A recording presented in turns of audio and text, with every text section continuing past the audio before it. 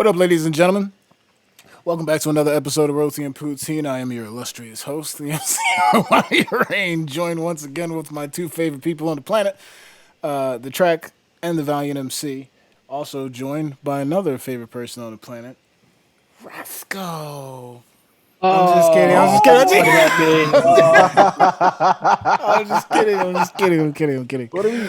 I'm kidding. You need a proper intro. So please How do we do allow this? me to do the honor, right? Oh, great. That's We're great. not going to list off the Let's resume just completely. hold on, just for the record. I've only been allowed to do one intro ever. On Do this the whole intro. show Then. ever. Do the no, intro. I'm playing. No, No, you, it's no, too you, late. You can't. No, you know me better. Fight You know over what I'm intro. saying? Ladies and gentlemen. It's not about who knows them I'm folding better. laundry. You go ahead. This is going great already. This is fantastic. We started 10 minutes late. We're arguing to start this shit off. I introduced my dog before I introduced the language. All right, let's go. Routine. Ladies and gentlemen, it is my honor to introduce to the world, for those who don't know, and to reintroduce all the friends in the rap team chat, a very, very good friend of mine who I have worked with from the very beginning.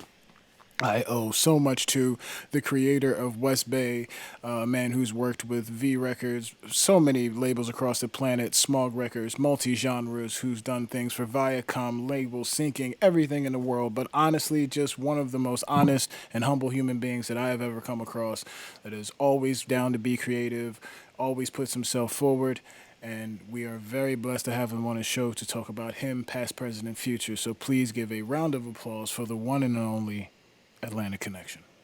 Wow. Ah, that was smooth. That was was- smooth as ice that was- right there. And my you so dog. Yeah. Introduce that dog, man. Come on. He's ran Great. from me. Thank you That's so a much. new addition to the rap Tom. team. It is a new addition to the rap team.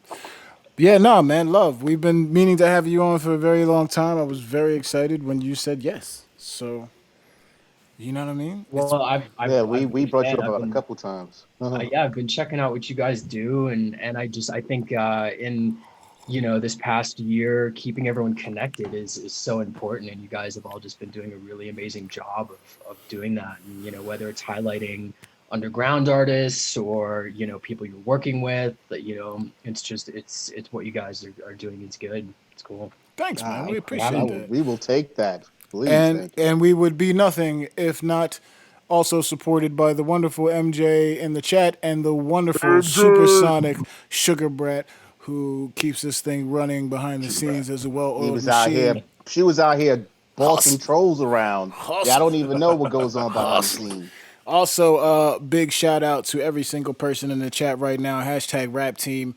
You can hit us up on Facebook. You can hit us up on YouTube. Please go up there, link, follow, subscribe, all that stuff. And yeah, man, it's been a blessing. We've been doing this like damn near a full year now, right? We're getting to that point. It's almost come full. I would say it's probably full circle, right? I Yeah. wish we had I like think a May record was our of first these episode. things. So- May? Was it? Nah, that's the Think wrong so. M, dog. Wasn't it? Nah, you bugging, cuz. Was it April? Wrong M. Even if it was, like, we're just gonna say it was March. About to 'cause, make been a me year, cry yeah. right now. We yeah, got you know two what more I'm saying? months. It's been a year.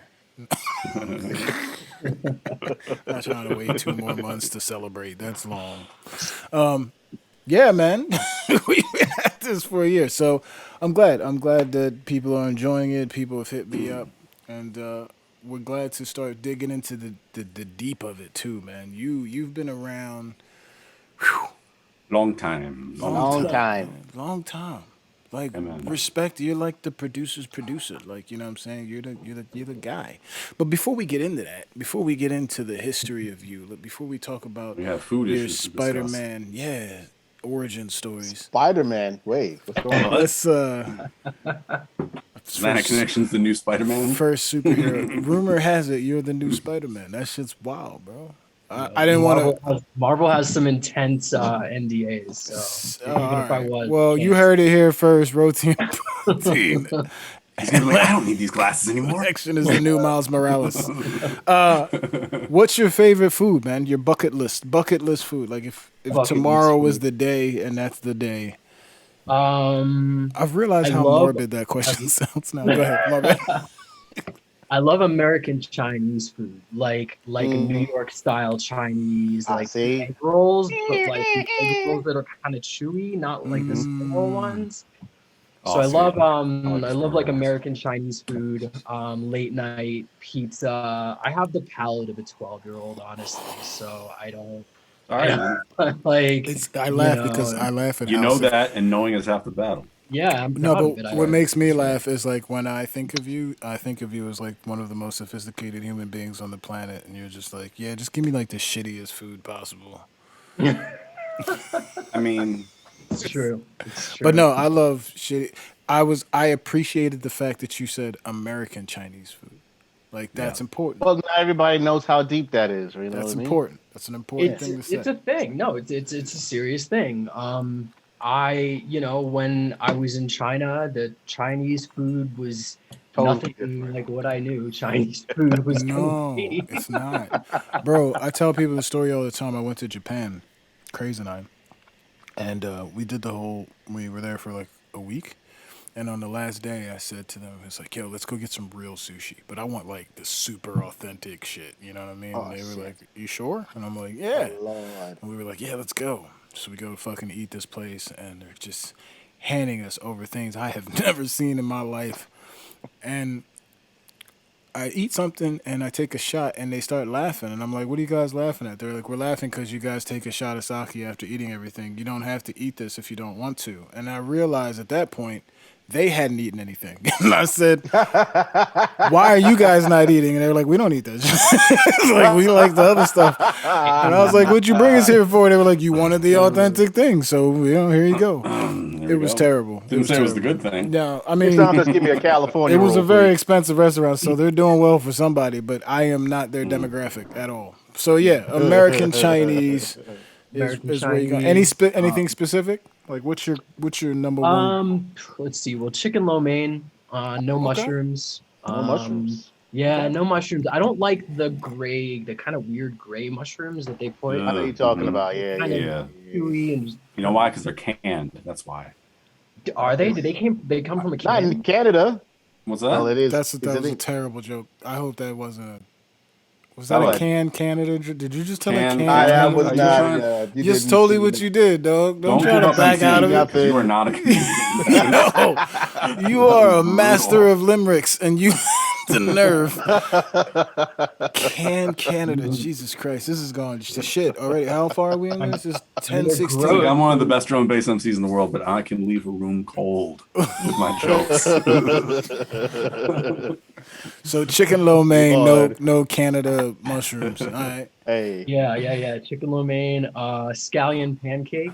I love Ooh, Okay. scallion All okay. right. pancakes. Yeah, yeah. Real, that's the Those truth. are very good. Do That's in you China. That's in Yo, China. you know what? That is actually, yeah, that's kind of more They authentic, you created that know? sucker. Yeah. Okay, all right. if you're talking like Americanized Asian food, there is one thing that was a guilty pleasure of mine when I lived in Vegas, and it's at the Grand Lux Cafe that had these things called Asian nachos, which should tip you off that they were neither Asian nor nachos. Basically, they fried wonton wrappers into chips, Mm-hmm. and they put chicken and cheese and scallions all over it, and then peanut Cheese. sauce. Yeah, Wow. yeah, it's like a mild white. I don't know what the fuck kind of cheese it was. Like Okay. Yeah.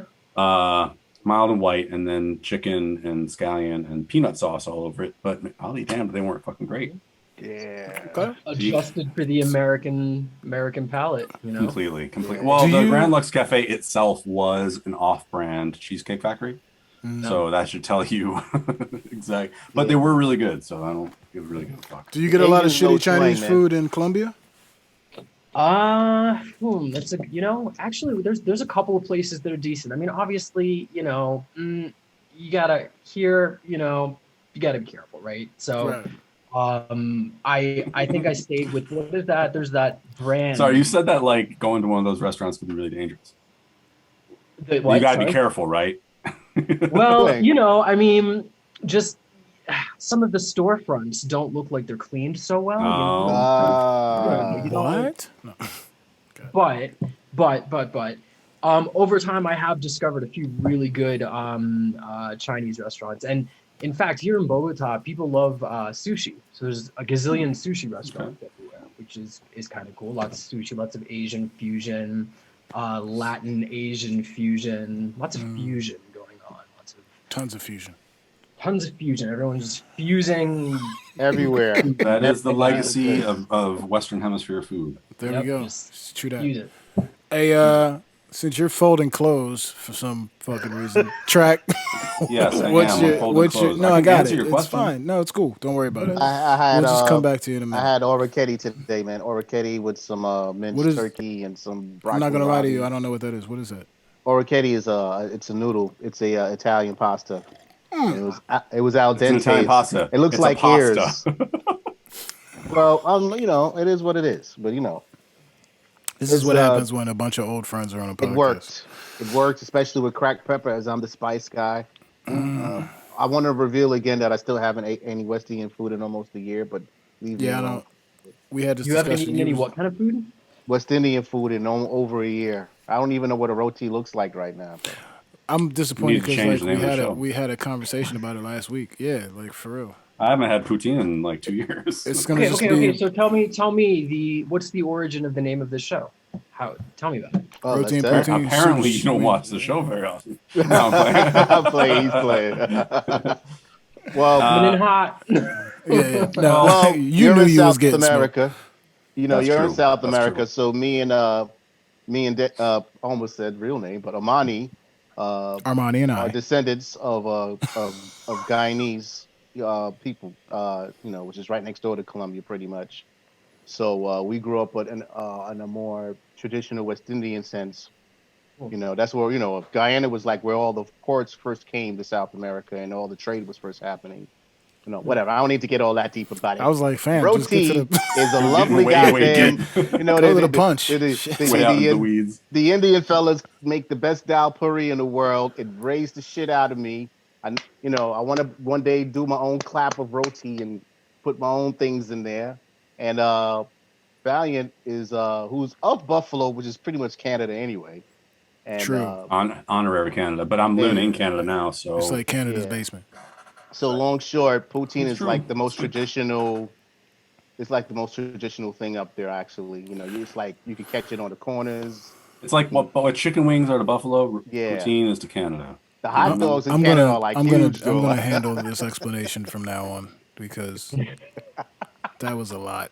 Look, basically, We used to be called it's rapper roti talk. because they're Guyanese. We used to be called and poutine rapper. 'cause I live in Canada. Exactly. Like, We used to be called rapper talk. Everyone complained it was a terrible name, but nobody gave any suggestions, which is terrible to do, by the way. YouTube comments.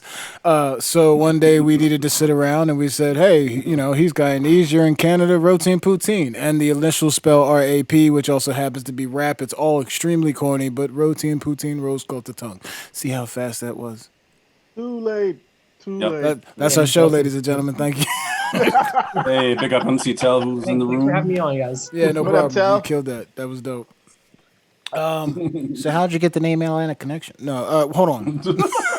Wait.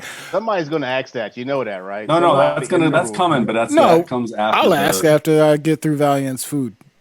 Laundry. One of the two. Say something. What's happening first over there, bro? It's a What's double that? duty. Double duties. I was Out just- there. What I'm was your folding food some of the laundry, week, man. bro? What was your food of the week? Just pho, just basic, Forward up. basic vegetarian pho. It's good.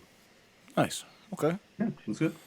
It's a proper foe out there. I don't know if anybody saw my Instagram today, but I once again killed this adobo chicken, fam. Like, it's pretty much become my specialty. It's not hard to make. I don't know why I'm saying it. Like, you could fuck it up because you can't.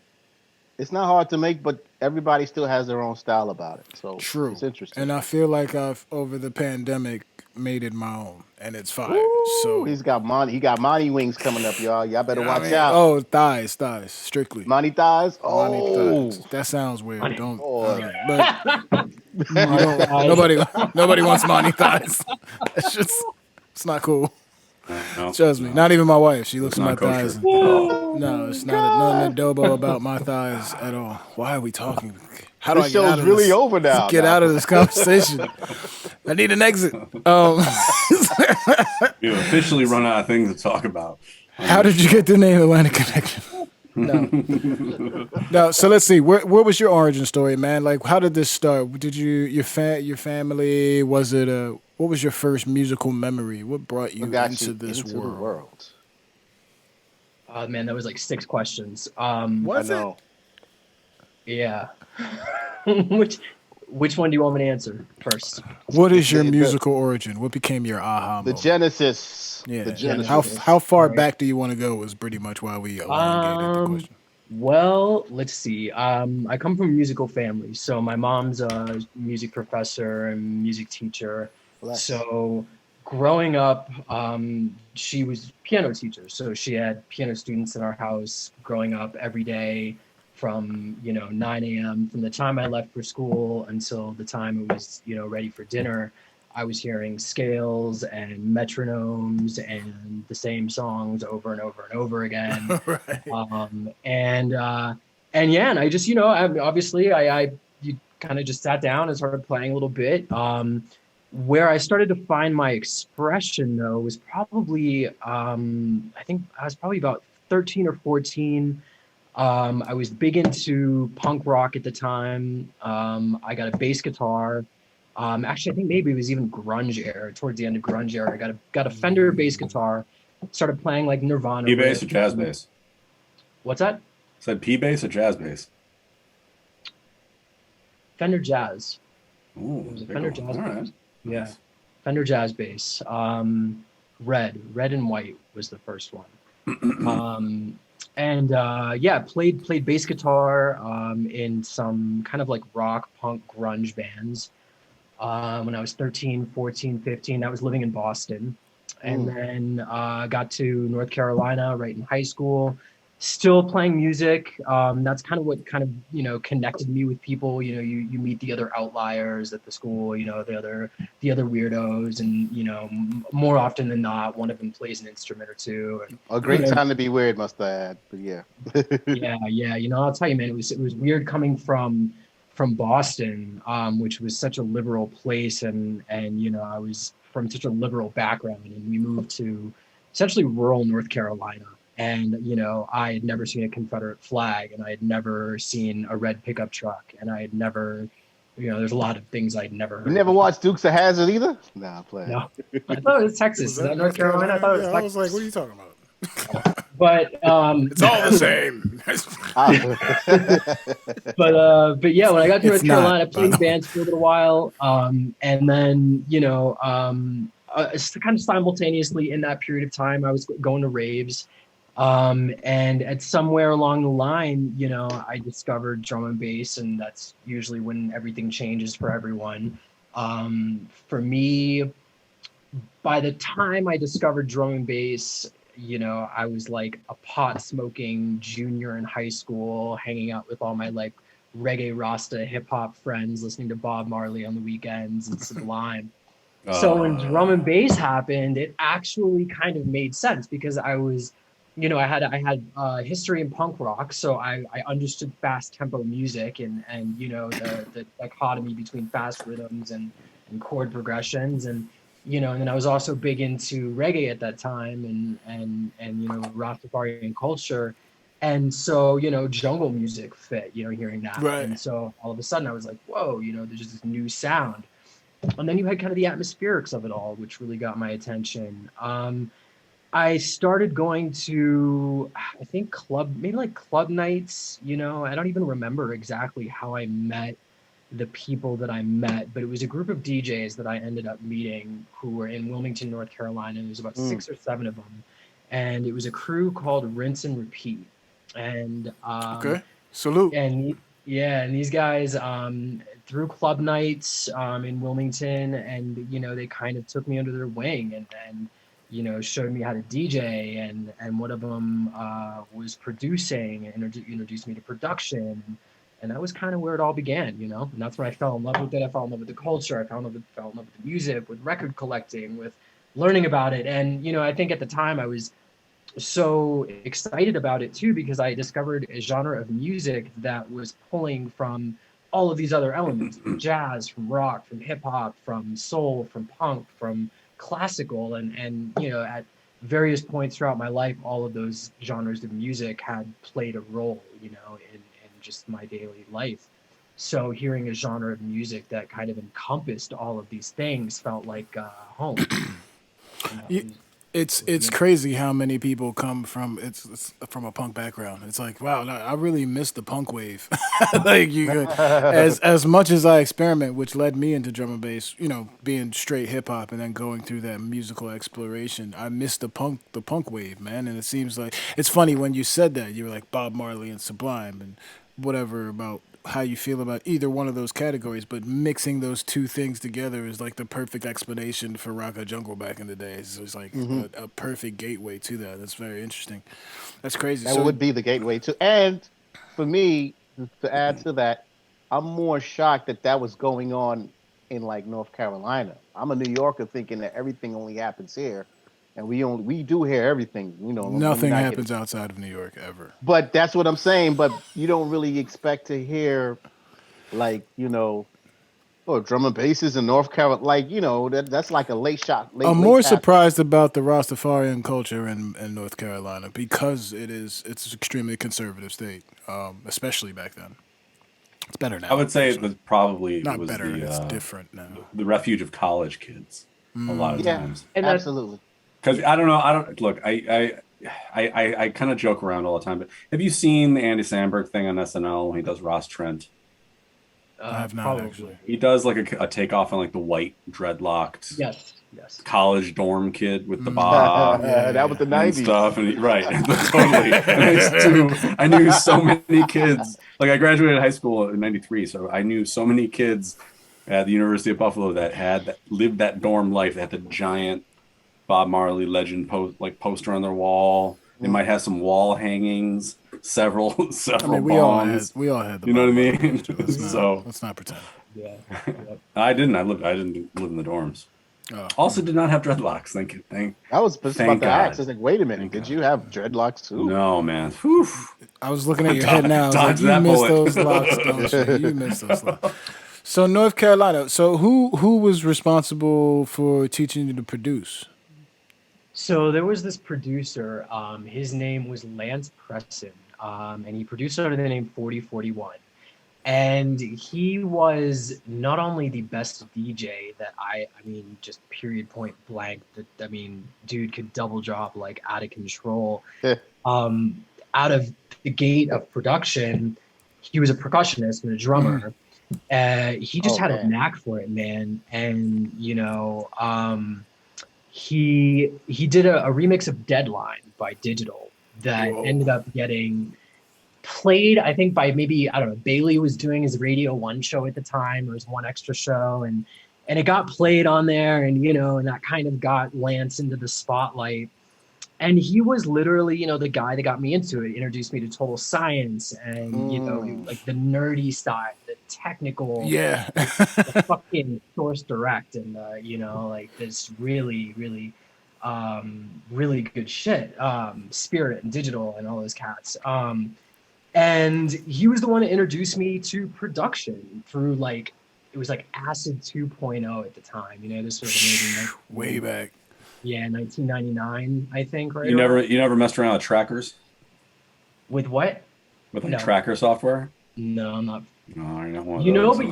But that actually, I think maybe Lincoln High Contrast did. Back in the day when we all used to talk on AIM all the time, I used to talk to Lincoln quite a bit, and I remember asking him one day, like, oh, we were talking about production, and I was like, what do you write in? And he was like, I use da-da-da-da.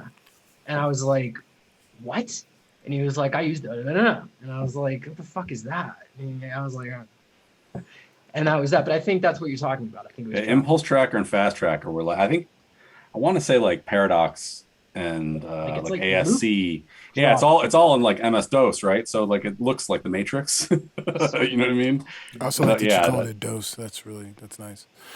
DOS, whatever. Man, No, I no, don't. no, I'm not making fun of you. I thought it was interesting. It's like also GIF and Option GIF. Awake. Let me pause real quick. Option Awake. Thank you for the sub, and not only for the sub, but gifting everybody else subs. So everybody give him emojis in the chat. Give him a hounds of applause, man. That's some love right there. Yes, I saw that. I was We like, having a wait, good what? time. Yeah, that's Speaking of the Matrix, it looked like the Matrix when they were all it's scrolling just up. like everybody is like Oprah out this bitch. Yeah, man. Big love. You get a sub. You You get a get a sub. sub. You get a sub. So, How long were you? So I know you were a part of Basic Operations. How long before that started? Um, Probably about 2 years, I think, I had been writing music before that project began.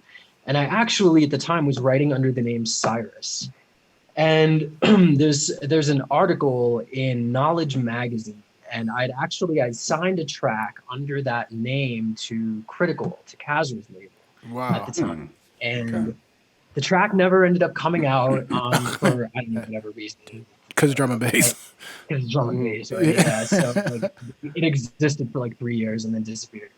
But um, but yeah, I had had a name, Cyrus, signed one track to Critical that never came out, and then Basic Operations happened, and that was originally it was me and this guy Eric and he was part of the Wilmington, North Carolina drum and bass crew that I met. Hmm. And then there was Kevin Focus, who was out in Charlotte, I think, at the time. And he came into the picture probably not maybe about 2 years into the project. Kevin came in, and then Eric Kevin left. Kane. Kevin, yeah, came charging in.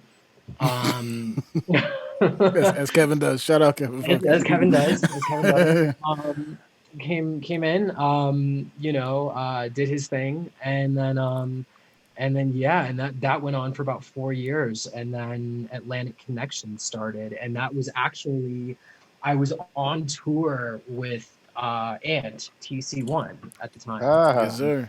We were he doing is a a basic man who has helped operation. people with names lately, huh? Jeez. What's Oh, that? just tied. The He's lineage helped a is few strong. people with, yeah. I've heard some stories with Antisa One beginning on how people came up with names. So yeah, Yeah. yeah, here he is again. I'm dying to hear. Yep. Yeah, we were doing it was a Liquid V tour, and it was basic operations and stress level in TC1, and that was actually the tour where we disbanded basic operations. Right. And the name Atlantic Connection actually was originally the name of a song that I had written, and I Ah, had written a song and it was Oh, I basic think I knew operations. this. And it was basic operations, and the song was called Atlantic Connection. And Okay. and I knew and this. yeah, so we're on tour, and I'm like, this isn't working.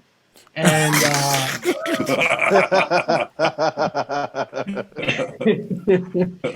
and I'm on a flight with Ant, and he's like, I don't know what to tell you. And I'm like, it's not working. So we get back to Charlotte, and I was like, I'm leaving.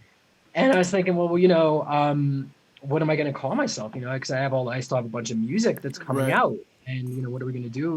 With this, and Basic Ops is no longer going, and so I was like, well, Atlantic Connection. I was like, oh, all right, what is that? Why is that name? What does that mean to you? And I was like, well, you've been a connector for people, from the UK into the US, at a Absolutely. lot nice. of points in your career, and people that were coming in for touring. Big Bud, when he came into tour, I would tour with him, Huge. and Shout and out Big Bud, by the way. Oh, for sure. Yeah, Big yeah, Bud. Oh Legend. wow. For Yeah, sure. yeah. Bud's legend, man, to be on tour with him. Danny Bird, I did a tour with Danny Danny. Bird Ooh. right at the end of Basic Ops. So like a lot of those guys when they were first coming over, because I had signed so many records to UK labels, a lot of those people knew me, and so they would be like, "Hey, we're just going to tour with Nathan for your US shit. You can show you around."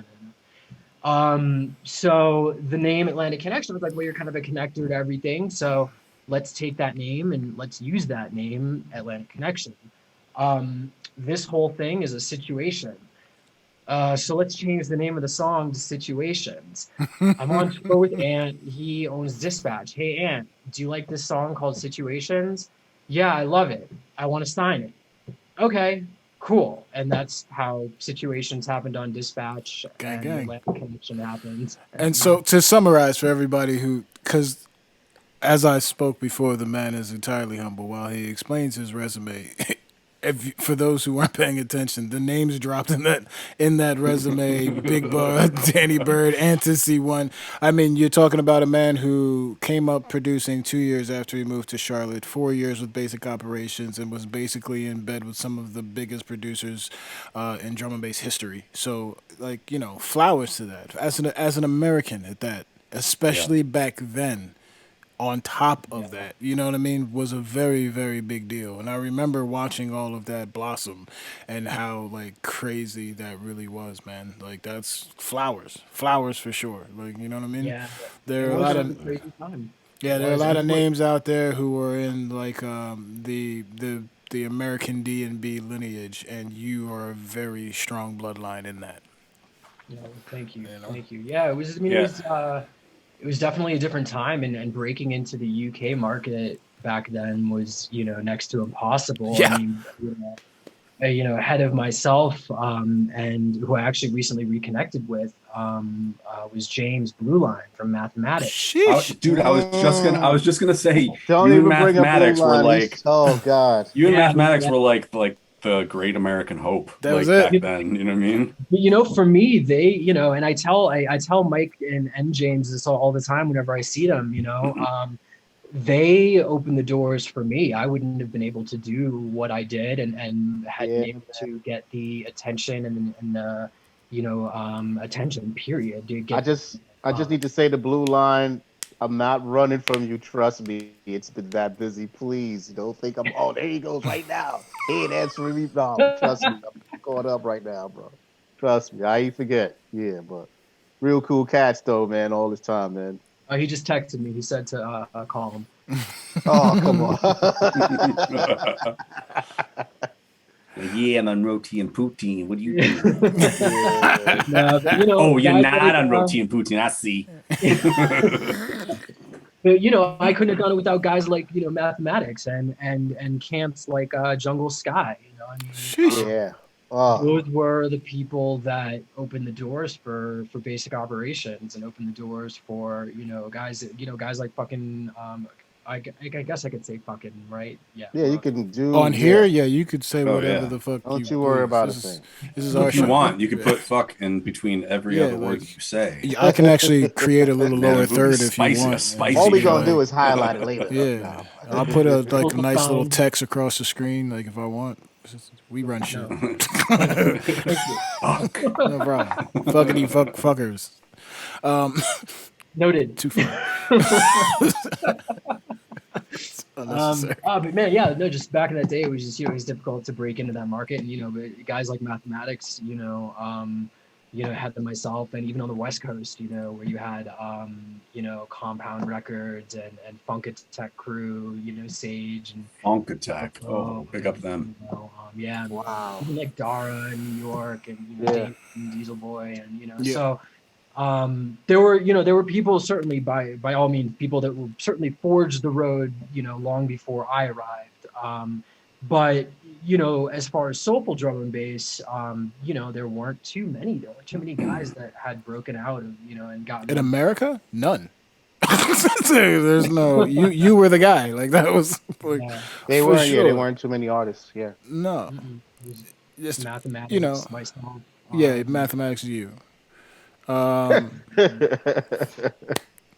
sure there are more, maybe, but That I'm not sure. I'm mispronouncing it, but what was this? Sabaruko or Subaruko? They were like starting to make a little noise, and then they kind Ah, of That was after though, wasn't it? was it after? I can't. I don't I don't remember. remember. And that's no It was all a disrespect blur, to. That's man. not disrespect. Couch, thanks for the. That's the homie too. Thank you for the cheer. Yeah. So it's funny because in stories like this, there's never your aha moment was as a youth. In drum and bass, there's never really. People ask me all the time, like, what was the moment where you thought this thing was gonna take off? It's never. That's never. You're just in a groove. You know what I mean? And that's pretty much what you were doing. But what was your first? Would you say marquee signing besides situations that you felt like, okay, I need to really take this to another level? Because it's weird for me to ask you this because I'm trying to pry this out of you, obviously, because we've been friends for so long. Like I know a lot of this story already. I know the ins and outs of these stories as well, and how much you put up with, how much you had to deal with, how much hmm struggle and politics came with a bunch of shit as well. That led into you eventually creating West Bay and becoming a powerhouse on your own. Like, what led to those moments? Like, can you? hmm, what led to those moments?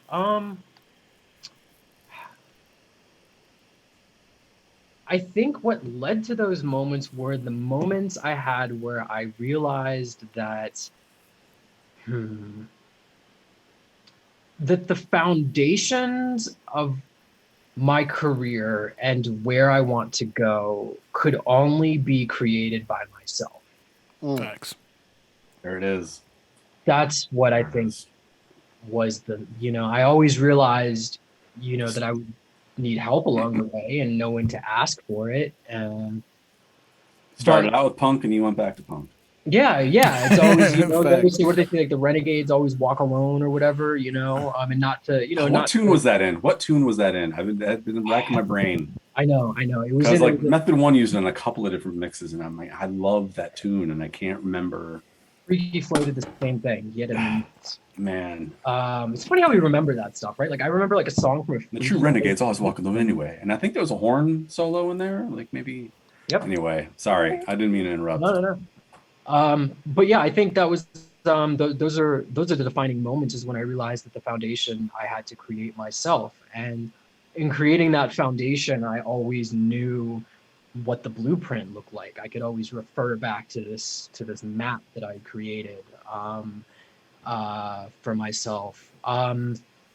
As far as like public recognition or like label recognition, um, that all kind of occurred in the basic operations days. That was when, I was like 19 years old and we were signing with all of these labels and I was constantly on tour. And, you know, that's when I knew that people were paying attention and that Right. that if I provided an output, there would be a return. Um, did I know what that meant? Did I know that held any importance in the greater picture of life? Did I, no, not at all. I was 19, 20 years old. I had no fucking idea what was going on. Right. I was loving the attention and that was that. Um, Drum and bass has never been a career, but it's always been my life. For sure. And it's always kind of a love and hate kind of thing. Sometimes I hate it, sometimes I love it, but it's always fucking there, and I always go back to it. But knowing that, that a very small percentage of artists and DJs make it to the point where they can be completely sustainable within this genre is a very small percentage. I'm a very pragmatic thinker, and somewhere along the line, I was like, okay, well, what are you going to do you want to be in music? So what else can you do? Like everybody's fighting for that EDC booking. What are you going to do? What are you gonna do it's going to provide some longevity for you, and it's going to provide some, some satisfaction creatively and, catharsis as an artist. And that's when I was like, okay, that's when I started writing music for sync. That's when that started to occur. And when I started to be like, okay, so I can write these other genres of music and here's an outlet for it. There's a place that I can bring it to. There's people who don't know me from the next guy. They don't have any preconceived idea of who I am or what I do or where I'm from or any of that. All they know is that I have 10 songs that are usable, they like them, and they're willing to pay me for them. So I'm going to go with that and do it. So I guess to answer your question, man, there's been steps, there's been points, where I get to a peak, and then I'm like, okay, where are you right now? Where do you want to be? Are you happy with where you're at? Where you're at? Do you know where you're at? And answering those questions is not as easy as asking sometimes. No, I think it's they're probably some of the most important questions an artist needs to ask themselves as well. And it doesn't matter when you do it. So that it can happen early in your career, it can happen late in your career, but at some point you're going to ask those questions, and they need to be answered truthfully, or there's no point in asking them. And the reason why I bring that up too in these questions for the people who don't know you and don't even know that side of you, that sync side, is the fact that we met very early on, and we had that very same bond of like, we love drum and bass to through and through. It's in our blood, like forever. But at the same time, we were so ready for multi-genre stuff, you were actually one of the first people to introduce me to the syncing world. Like you were responsible for other acts as well. Greg Submorphics, Random Movement, all these people that were entered that came through in your world together. We did an album together called Off the Grid. Submorphics is on that album doing hip hop. Like we play songs on video games. Like our first game ever was what. Dance Central. Dance Central, yeah. You know what I mean? And like I was flooded with YouTube videos of kids. Like you introduced me to that world that I love now. You know what I mean? As a completely side outlet that has nothing to do with anything. We did like stuff with MTV. Like how did you come across that? Because I remember. You remember my first South by Southwest? We played the MTV Garage. We went to the Woody Awards and like met all, like a completely different world outside of drum and bass. And you've always been at the forefront of that. I would even say, as much as you were a pioneer in drum and bass, you were also one of the first people I knew in D&B who was really, besides Photech, like you know what I mean, stepping outside of that world. So what was that like to actually enter that? Different. It took a long time to wrap my head around it. I How I got into that world was I had moved to LA and knew I needed to kind of understand the corporate side of the entertainment industry a little bit, and managed to get myself a job working in talent and casting for Nickelodeon at the time. Nice. And yeah, it was wild, man. Like it was literally like some Devil Wears Prada shit. Like my boss, I had to have like every morning she'd come in, I'd have to have like her coffee had to be at a certain place on her desk. Her trade papers had to be stacked a certain way. The first one had to be open to the third page. The television had to be on to channel 3. I had to roll her calls, but it was like crazy. And then, well, this is like my first time ever being an assistant or anything. And she was also responsible for like Nick Cannon's show. And he had just gotten married to Mariah Carey at the time. Oh, I guess like, boy. By the way, I like how everyone kind of laughed as soon as you said Nick Cannon. We all went. I mean, I don't even know if he deserves that. I was just for some reason. he's just So he would salute to Nick Cannon. married. Let's not before we continue. Don't Let's mind not. some of There's everyone. there's no Play about. actual slander on Nick Cannon's name. That dude is killing it. Nobody ain't here. Absolutely. Turban and all. Crushing it. But I just remember he had just, Still funny. he had just gotten married and he had just done something for Nickelodeon. It's like my first week working for Nickelodeon.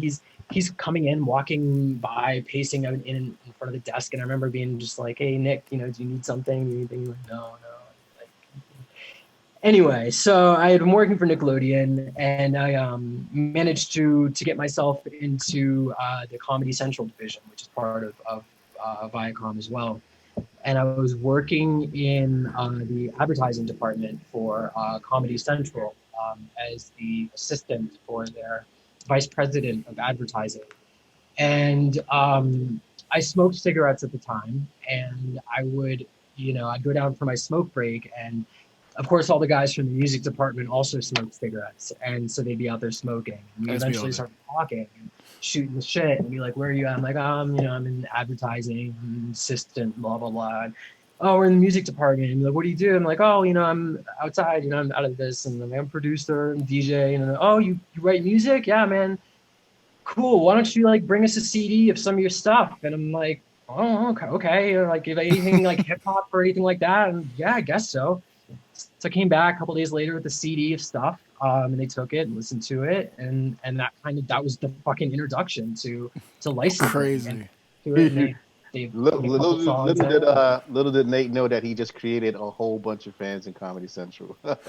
Bro, like, okay, so like, and I'll skip ahead forward because I don't know how far ahead, you've been doing it before we got there, but like, you taught me that, dude. Like, you taught me to separate whatever mental hip hop thing was in my head or drum bass.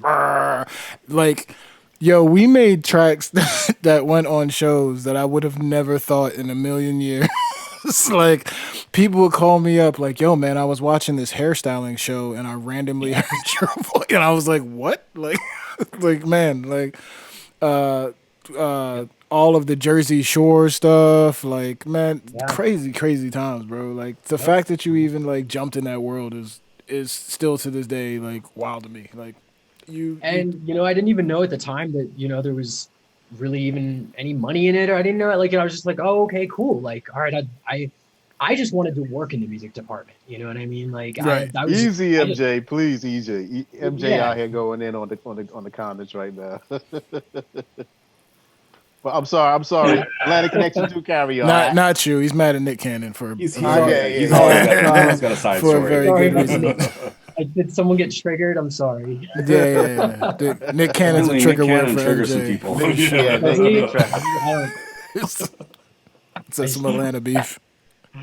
Anyway, Oh, I'm like trying to think of some like a different celebrity I could tell a story about and change the subject. no.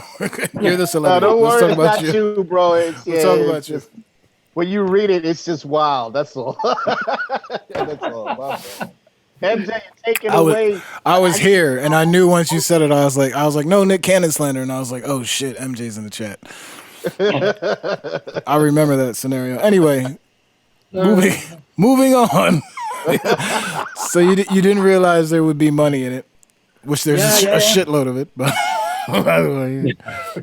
Yeah, I didn't know at the time, about publishing or any of that. But the more CDs I brought them, the more I kind of learned about it, and it went from just handing over, a bunch of tracks for free to getting custom orders, and then I left Comedy Central, I left working the administrative side, and went completely on the music side.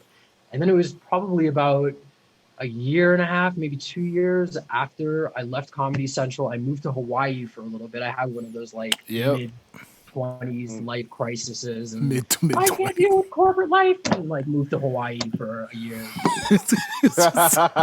which which is just funny. In my mid 20s, I said I can't deal with corporate life, so I moved to Hawaii. Yeah, Like, no one says that, Nate. But no, it was good for you.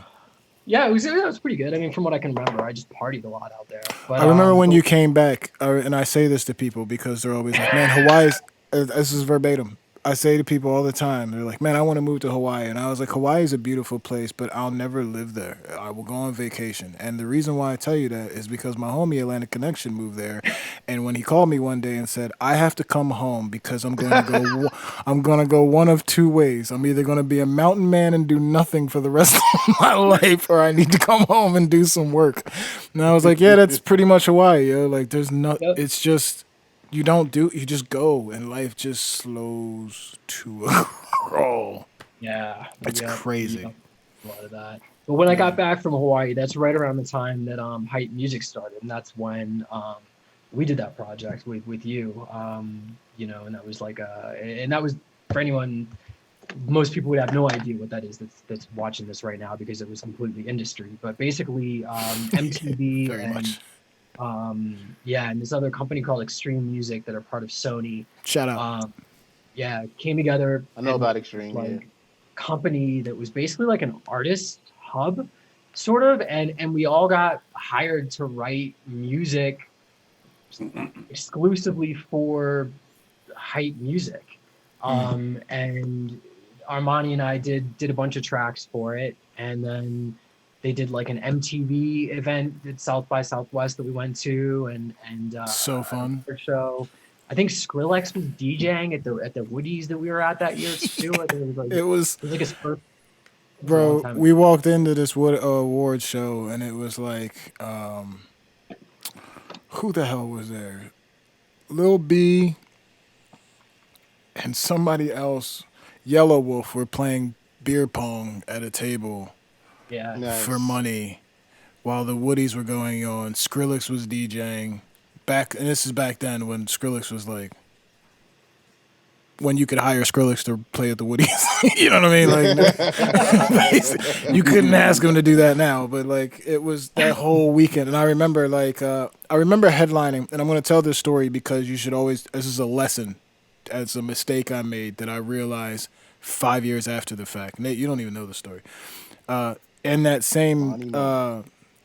Wiz Khalifa played, and Wiz Khalifa Wiz Khalifa was performing, and somebody walked up to me, and she was like, "What do you think of this guy?" And I was like, "He's dope. I mean, it's cool." You know what I mean? Like, I wasn't the biggest Wiz Khalifa fan. No disrespect, Wiz, you're dope. That's not, but you know what I mean? One, I was arrogant as fuck back then, but I was kind of like, yeah, I mean, he's eyes, whatever. I found out later that she like worked for him, so like I totally slighted him in front of her, and she was like, "Oh yeah, cool," and then walked off. And then years later, I found Where out and was like, was this when "Fuck." we were at? Was this when we were in Austin at South by or? Yeah, at South by at the Woodies. Like he was playing at Nice. the Woodies, and we were with everybody chilling, and that learned you to be careful who you're talking to. You should But still speak also, your mind. Don't feel bad about it. also facts. I'm gonna say what I I need to was say. I was in the room and I literally said to everybody in the room, Drake can't sing. And you know what happened after that? He became a Everybody walked out multimillionaire. of the That's what room. happened. It was pretty much team. It was pretty much squad. And they were like, "What the hell?" And they were like, "This Yeah. guy's a hater. Let's get out of Yeah, here." it's, I that's it wasn't that I it wasn't that what I said I felt like what I said wasn't true. It was like I didn't want to sound like a hater. Like I'm not hating. I just you asked me a question and I gave you an honest answer. Like, it's all right. Black and yellow's cool. Funny, yo. It's only Oh, one of see, them. we try to be. I, What is in the air today? Yo, the chat rooms, everybody's there's What little happened darts and now? I can't. mini knives thrown around right now. Anyway, Lord, but yeah, how shout does out Wiz Khalifa. where does when does West Bay come in for you, Atlantic Connection? um, Because um, I think a while back I must have went crazy because I didn't even know that y'all was doing this style of music that I liked. Saw this amazing video and I was like, "Yo, what the hell? You ain't telling me about this?" And you were like, "Yeah, we did this a while back and this, that, and the third." And I was like, "So as a New Yorker again, caught in the New York world, not looking outside of the box, I would love to know more about the whole West Bay story. To be honest The with you." squad. um, Squad, the West Bay story. Well, at the time, let's see. Well, thought it was about time for me to start my own label. The name is actually kind of cool. So when I was in college, I got my degree in cultural anthropology and archaeology. And when I was in college, like my senior year, I was working in Belize in Central America doing an archaeological dig. And I had some time off of the dig, and so I backpacked out to the barrier islands that kind of line the coast. And when I was out there, they're mostly inhabited by a group of Afro-Caribbean known as the Garifuna. Okay. Garifuna, Garifuna. I think that's right. Hmm. Garifuna.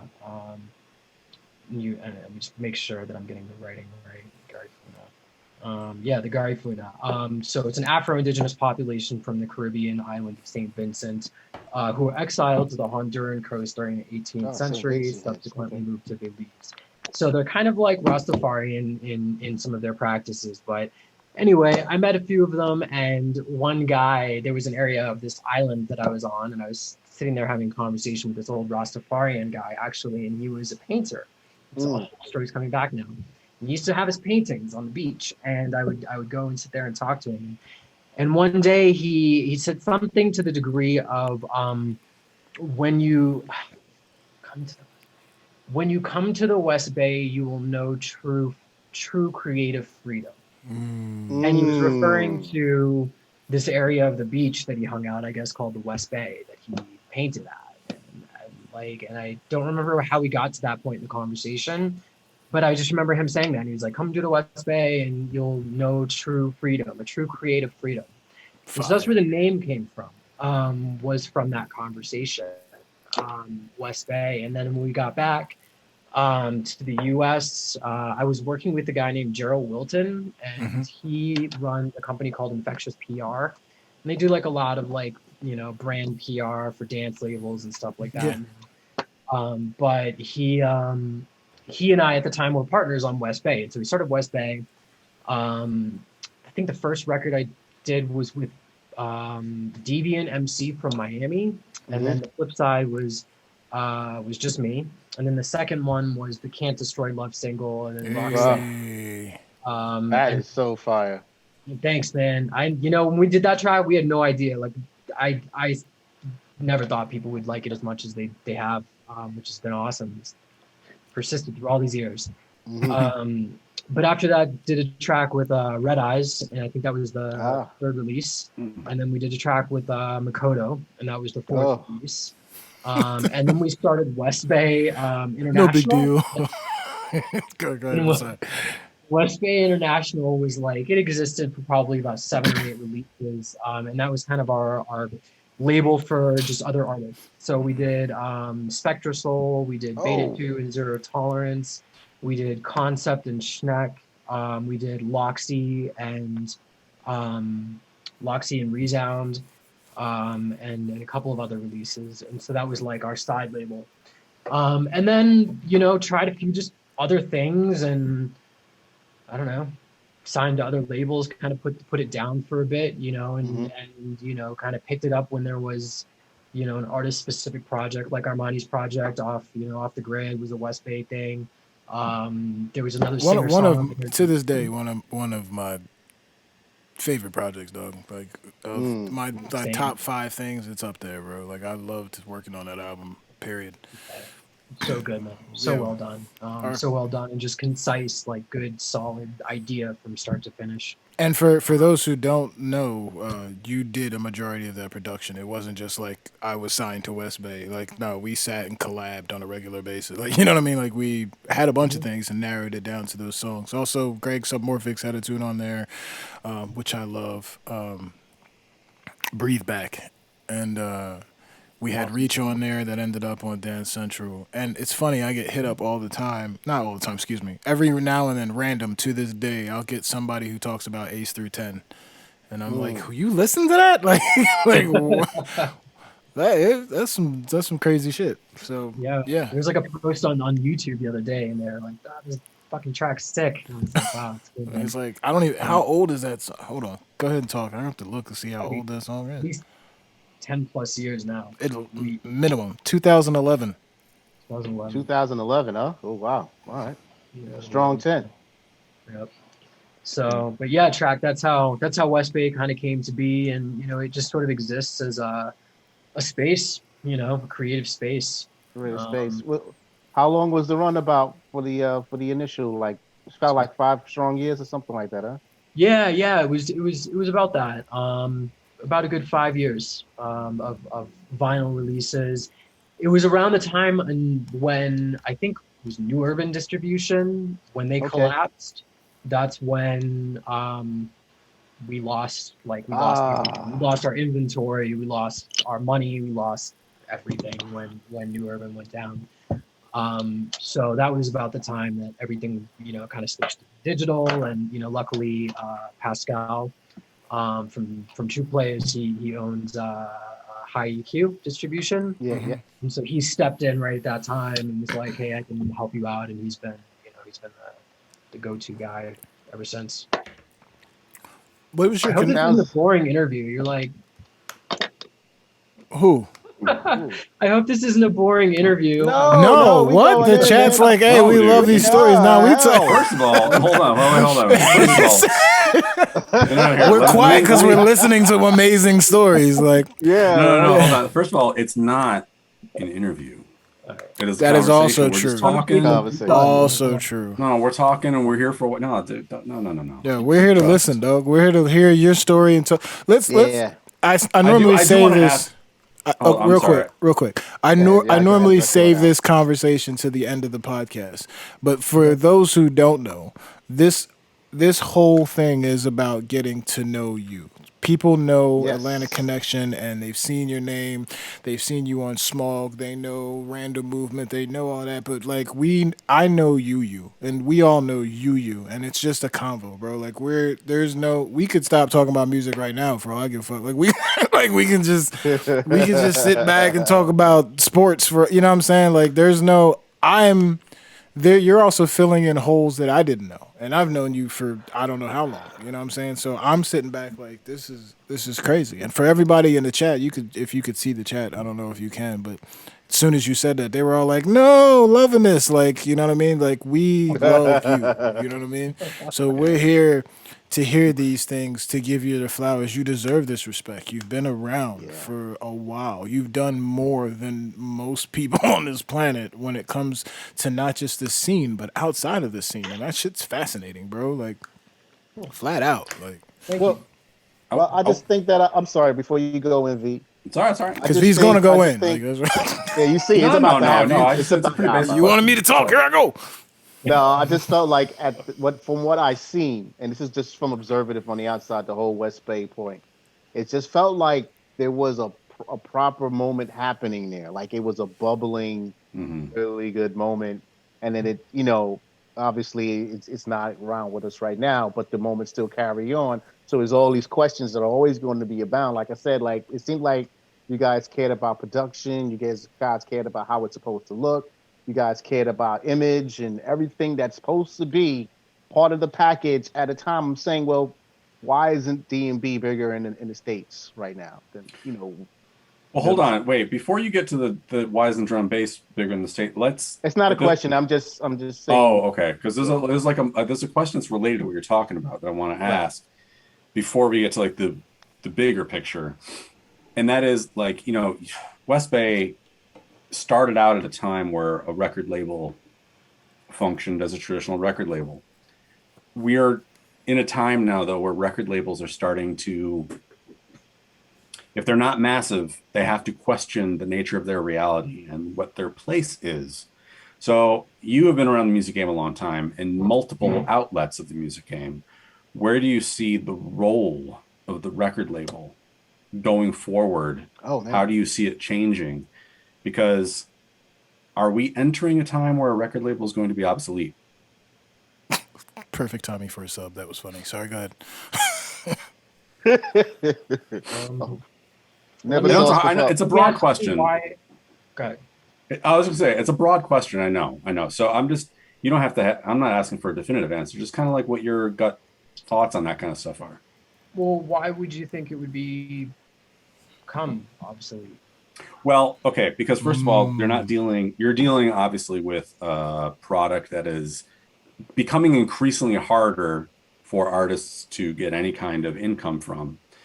It's probably becoming kind of hard for some labels to get income from it. So unless you're a very large label that has a fair amount of capital for promotion, a lot of artists are taking it upon themselves to be like, you know what, I actually can do better for myself on my own. So we're getting to a point where labels are existing as brands, like just a brand, and as a promotional tool. But what they are actually dealing is no longer the tangible product of music anymore. They're putting that music up or whatever, it's getting distributed. But I mean, honestly, the artist could do that. So how do you think the role of the record label might change going forward? I mean, the music industry is changing rapidly. We're starting to see NFTs and stuff become more of a conversation point. People breaking out on their own, people not needing labels at all, people having sort of what's the word I'm looking for? Non-traditional methods of releasing music, like Toby and Wigway is like putting out like a tune a week basically, and he exists in this very different kind of lane. And you're seeing more artists doing that. So what's the landscape can be like going forward, especially in niche genres like drum and bass? Well, I just bummed everybody out. No, I actually have a counter. I'm waiting for him to answer. 'Cause, I'm not gonna say anything. I know I can I know I'm going to reinforce what he's going to say, whatever comes out of that. I think that record labels have had to become very innovative in how their artists are generating income. There you go. In no longer, can you just put out an album, send an artist out on 360 deals. Yeah. Put an But artist out who does the 360 deal benefit though? That's the thing. It depends. Well, That's a a big story loaded with question. that. Yeah, I mean there are Yeah, let's artists not out even there. let's not even No, touch the no. Because because that's it's not a very fair. deep There are question. people out there who can benefit from a 360 deal, and half of those people are the people that you want to already skip in. the line. Right. Basically, if you're not going to do the work, basically, the Yeah, 360 deal but works then for there's all you. those artists that are signed to labels like Hospital or whatever, and they're getting very little in terms of like a signing bonus, and I'm then not But they're saying there's. basically You're talking but about one side of the 360 deal oh no that no can be bad. I know. It can be bad if you're not paying attention. But as far as independence is concerned, yeah, totally. You probably want to stay away from that. What I was going to do to reinforce this, Nate, and you can piggyback off this if this helps a little bit. And the reason why you were asked is because we consider you as someone who can be a voice to speak for a label because you've done it so well. And I'm going to say personally that from working with you, just like Track said, as involved as you were in the music creation, the independence of letting that music be what it wants to be, down to the artwork, you're not a normal label, and you've never treated anything you've done as a normal label would. So you have no problem change. We're talking now about stuff behind the scenes. You know what I'm saying? Like, Yeah. you're constantly evolving with the music. The problem was the big three or big five or whatever they are is they're a step behind. They're trying to recoup and save the thing they've got for so long until it moves to the next thing, and then they do that. But you're staying ahead of the curve on a regular as an artist, and I think that's more of what it is because you're an artist first. You're an artist running a label, and those tend to do better. Right. Yeah. Yeah. Yeah, I don't disagree with you. I mean, I know that, being able to run point on a lot of the corporate situations, coming from an artist background, but being able to have a conversation in a corporate setting has definitely been to my benefit. And it certainly, you know, um, has helped me communicate also with other artists. If I'm assisting an artist with figuring out their publishing or, getting their music prepared for sync, just being an artist myself, I know how to speak to them. But to rewind to the question about record labels and just how the landscape is changing, I mean, let's take this year, for example, when, the whole live performance industry collapsed. So what is everybody doing right now to make money? And I was having this conversation with somebody recently that's in the licensing industry, and that seems to be the new world that everyone wants to kind of get into, is the licensing thing, especially the record labels being able to kind of leverage their catalogs Right. for licensing deals. Um, the challenge for EDM music that I found, I ran a company called Spaceweight Music for a little while, and we were an EDM sync licensing company. And what I basically did was cut deals with independent record labels to represent their music and basically get authorization to negotiate the masters on their behalf for sync deals. And this was probably like 5 years ago or so that I did that. It was probably only a year or two that the company was around, but um, I guess that Okay. was, I saw that kind of a curve coming, in that, I don't DJ out too much. I don't make much of my money from touring. So I had to kind of come up with, a new way to make money. And as a label, licensing was kind of where it's at as far as the amounts of Mhm. money. I don't know if that answers your question, or not.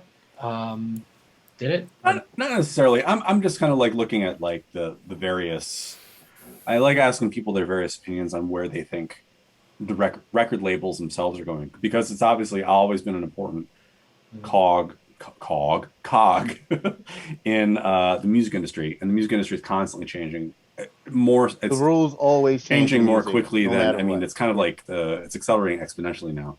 Yeah. The rate of change, and so it's since it's such a key block, I'm Mhm. always curious to hear what people's opinions are on where they think labels themselves are going and how they're going to adapt to everything changing. Just because drum and bass is such a niche genre, and a lot of people really just put all of their sort of artistic eggs in that drum and bass basket. Right. And it's kind of like they're constantly grasping at straws, figuring out what to do, figuring out where to go next, figuring out how I better to What's trippy is market their stuff. You know what I mean? I still think drum and bass is more marketable than people assume it is, which is the funny part. I think I just think it's all about presentation, and it's something I stressed even with the UK. I've been asked this over in the UK, of course, and I say it's just presentation. We need to like America is they want to be spoon fed, and drum and bass is not necessarily a spoon feeding kind of thing, and that's pretty much where you kind of have to figure out how do you do this. I And right also now, the easiest way to do it supposedly is liquid. Is supposedly the more I jazzy, I also you want to know. preface my That's not statement though. necessarily the answer. Not to Yeah, I argue, agree. and I'm not want to argue, but I also meant to preface my Right. statement with when I say marketable, I don't mean to the masses. I meant we were talking about licensing, syncing, Well, and all that stuff. yeah. That's a completely different beast. That ain't got nothing to do with record sales. Like to an Well, extent. that's Like the that'll first get you. thing That stuff will anybody over get you here. in the. That stuff will get you in the door. But like there, you have no Right. idea. I tell people all the time. I had a conversation with a producer the other day who was like, "Yo, man, like I've got a whole folder of unfinished beats." I was like, "You have no idea how much money you can make off those beats just sitting around on your folder, bro. Like Mhm. it's Yeah. not about selling it to. There's tunes. We have tunes that we've made that I wouldn't put out. Not it doesn't represent me, but they're Mhm. cool songs and they work for the radio or TV or whatever. That doesn't diminish the quality of it. Whatever. It's just what they're looking for is completely different than what you would think you would part as like this is my cohesive project. You know what I'm saying? Right. I also want to add that that's kind of scary too. Now that you think about it, if it were to be sort of packaged for a Gen Pop situation, what would that look like? And would it be something that you would want to listen to at the end of the day? Well, You know I what I think the mean? goal as an artist is to try to do both.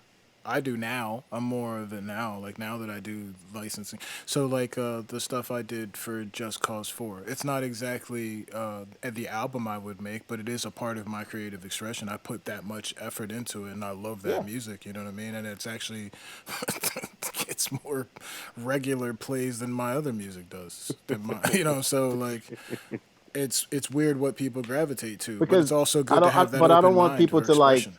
I don't want people to like see you talk about the other side of Amani versus where Amani is, because this side of Amani is a whole nother highway. You know what I mean? This is industry almost. This is But you I feel know. like everyone should be. Nate, what did I say a long time ago? Hmm. A million times.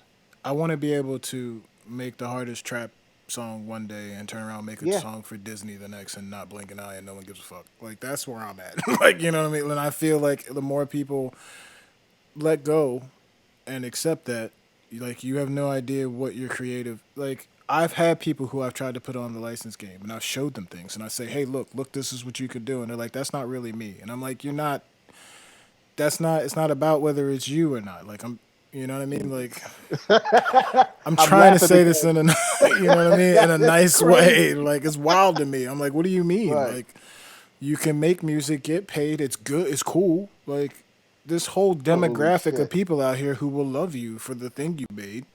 You doesn't. You can keep smoking weed and doing. Like, you can do that all you want. Like I don't. There's also this other thing here, like that's just sitting there for you to take advantage of. Hey man, one of the hardest MCs in the game came up with the slogan, I'm loving it. That's all you need to say. You know what I'm saying? For You just never McDonald's. know. Getting And paid once you get every day for it. You know what I'm in, saying? that leads to other things. It's a Wait, story as is old as time. Pusha right? Is Pusha Pusha actually T. getting paid for that? Because Pusha I is heard that he getting wasn't getting paid. nah, he said he got proper guap for that. He said that on Really? one of his last Because I know interviews. Timberlake gets paid for that. Timberland probably gets something on there too. But Well, they probably there's somebody in the equation that's right. not getting paid for it, and it's very big. And I don't know if it's Pusha or Timberlake or Somebody oh, else. I don't know. Whoever that person is, I feel Pharrell. bad for him. I want to say like Pharrell is not getting paid for it. Well, I mean, but Pharrell is like he doesn't even No, need I to know, fight but for the I that. think three of he's them, like, fine. Yeah, yeah, I'm just dude. saying, he could be a lot more fine if he was I may have getting shared paid this at story McDonald's. before. Many years when I was voiceover in Sirius, I did the Zig Tech campaign many moons ago, and I remember John Wall was just coming into the league in the NBA, and they wanted me to do the joint, and I'm getting ready to get revved up, go do it because the money was sweet. It was like I almost thought it was coming almost for the rest of my life almost. And then I get a phone call, yo, so Jay-Z called us. He said he'll do it for free, so we're not going to use it. And that was the end of that. Hey Literally Nate, the end. I don't know if Damn. you're watching the chat at all, but you got to give a Right. shout out to Miss Swoon. She's in the building. She's been here the whole time. She's a part of this lineage out here, man. Yeah, man. Yeah. Shannon Miss Spoon.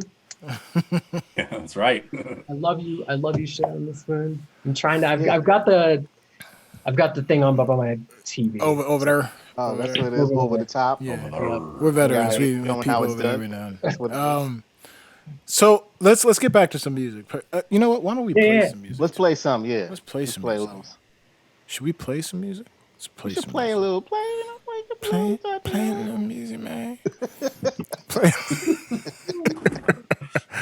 Let's see what we got here. You sent me a bunch of things. What do you want to play Yeah, man. first? Let's play Beyond Control, man. Oh, you want to go there? Yeah. Beyond Control new? No. Oh, I'll, so I'll break let it you down tell the for us. story, Monty. You tell the story. I mean, this was just what came about with this. We were. This is not. I don't want to say towards the end. This is after Off the Grid for sure. And you were sending me tunes. I don't remember too much of the backstory, to be honest. It was just like.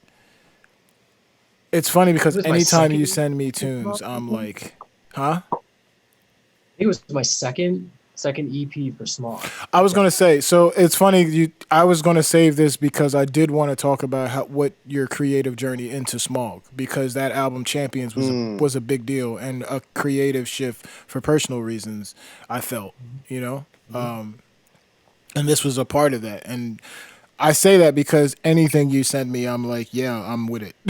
You know what I mean? Like, let's do it. But you always found a way to push me to do something outside of my comfort zone. Like, that was our thing. We were doing that a long time ago. So when people do it now, they're like, I didn't know you were doing it. I was like, dude, Nate and I have been on that path forever. And this is one of them ones. Also, on a personal note, a lot of people know me for a bunch of tear out and put your hands up and yada yada yada. There's a deep introspective, but not a lot of my love songs get out too, and they teeter the line between what is love and what is Monty, heartbreak. are you going to play us a love song tonight? It's what you make of it. He's alone my in friend. his room. Sometimes he stares at the wall. And in the So, back of my mind, the back it's the of his greatest love mind. side over. Go ahead. I've So- always wanted to know, like, what's the story? Like, your lyrics. Tell me the story. What is it about? The world awaits. Y'all should just play the tune and let's get to the lyrics. It's I need one to of hear the- those, yeah. I'm over here like, yo, what's going on? It's a love song for sure. That's pretty much like, the realer side of things. It's like how much I adore. You know what I mean? Just listen to the song, goddammit, and then we'll go from there. Just listen to the song. I don't want to hype it up. I hate hyping up my own shit, especially like, old school Jones. Beyond Control, Atlantic Connection, Roti And Poutine every Thursday night, 10 p.m. Eastern Standard Time. I also wasn't expecting him to play this first, so caught me off guard.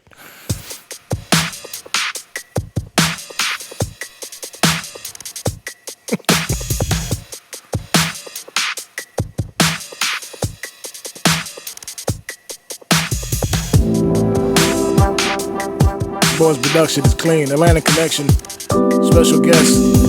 Armani Rain track the valiant. One zipping out. Hello? Yo. Yeah, no, I'm not gonna make it. I gotta finish this. It's not gonna. I know. I'll be here tomorrow. I'll get up to you, okay? I promise. Alright. You love me? I know you love me, so show me that you do. Don't ask how others did it, it's how we live it that makes us get it. Cause I love you cause you're perfect, my imperfections rule. Through all this time we're giving, there's nothing hidden, it's not forbidden. Cause we are beyond our own control. So there's no problem giving to my admittance, it just seems fitting. Cause we are beyond our own control. All of the good shit, good riddance, the future rhythms, to be more with it. We spoke of our dreams, remember? But discuss Was it nightmares? It's how we got closer eventually to enter anything head on. And I was dead wrong in thinking I would never get hammed up. That good life is rare, but did I deserve it? I only thought the worst. Was the rejection worth the care? But here I am, open files in my mind. All I ever find are your photos. Even when you're not here, you're so close. Was the sun rose to the rose? Ironic froze in the time. Put focus in mind, no foes, cause your dope just flows in the mind. I suppose your support for love notes will hopefully bond together with our line. And so, I know you love me, so show me that you do. Don't ask how others did it, it's how we live it. Emojis in the chat. I love you cause you're perfect. My imperfections. Atlantic Connection. Ramadi Rain, Beyond Control. Cause we are beyond our own control. So there's no problem in giving, but my admittance just seems fitting. Cause we are beyond our own control. All of the other shit, good riddance. The future rhythms will be more with it. Roses are so many colors, but other than that, the violets are the same shit you put on your eyelids the very first time we met. Angel fragrance. You retire, scream that you were far from basic, but those complexities I knew would complement mine. Imagine if I ain't say shit. Face it. I wanted that Jada and Will, Barack and Michelle that never fail. One pick the other up if we fell, rewriting all fairy tales. And if we got a problem, then fuck it, we work it out. Never in public, they never should tell. It's none of their business. We will control what they witness in sickness and health, cause that's real. I know you love me, so show me that you do. Don't ask how others did it, it's how we live it. It makes us get it, cause I love you cause you're perfect. My imperfections move through all this time we're giving. There's nothing hidden, it's not forfeited, cause we are beyond our own control. So there's no problem giving, but my admittance just seems fitting. Cause we are beyond our own control. All the other shit, good riddance. The future rhythms will be more with it. Smooth, boy, that production. Roti And Poutine every Thursday night, 10 p.m. Eastern Standard Time. Nobody Rain, track The Valiant. We are listening to our special guest, Atlantic Connection. This one's called Beyond Control, featuring myself. We'll step back, man. Sheesh. Yeah.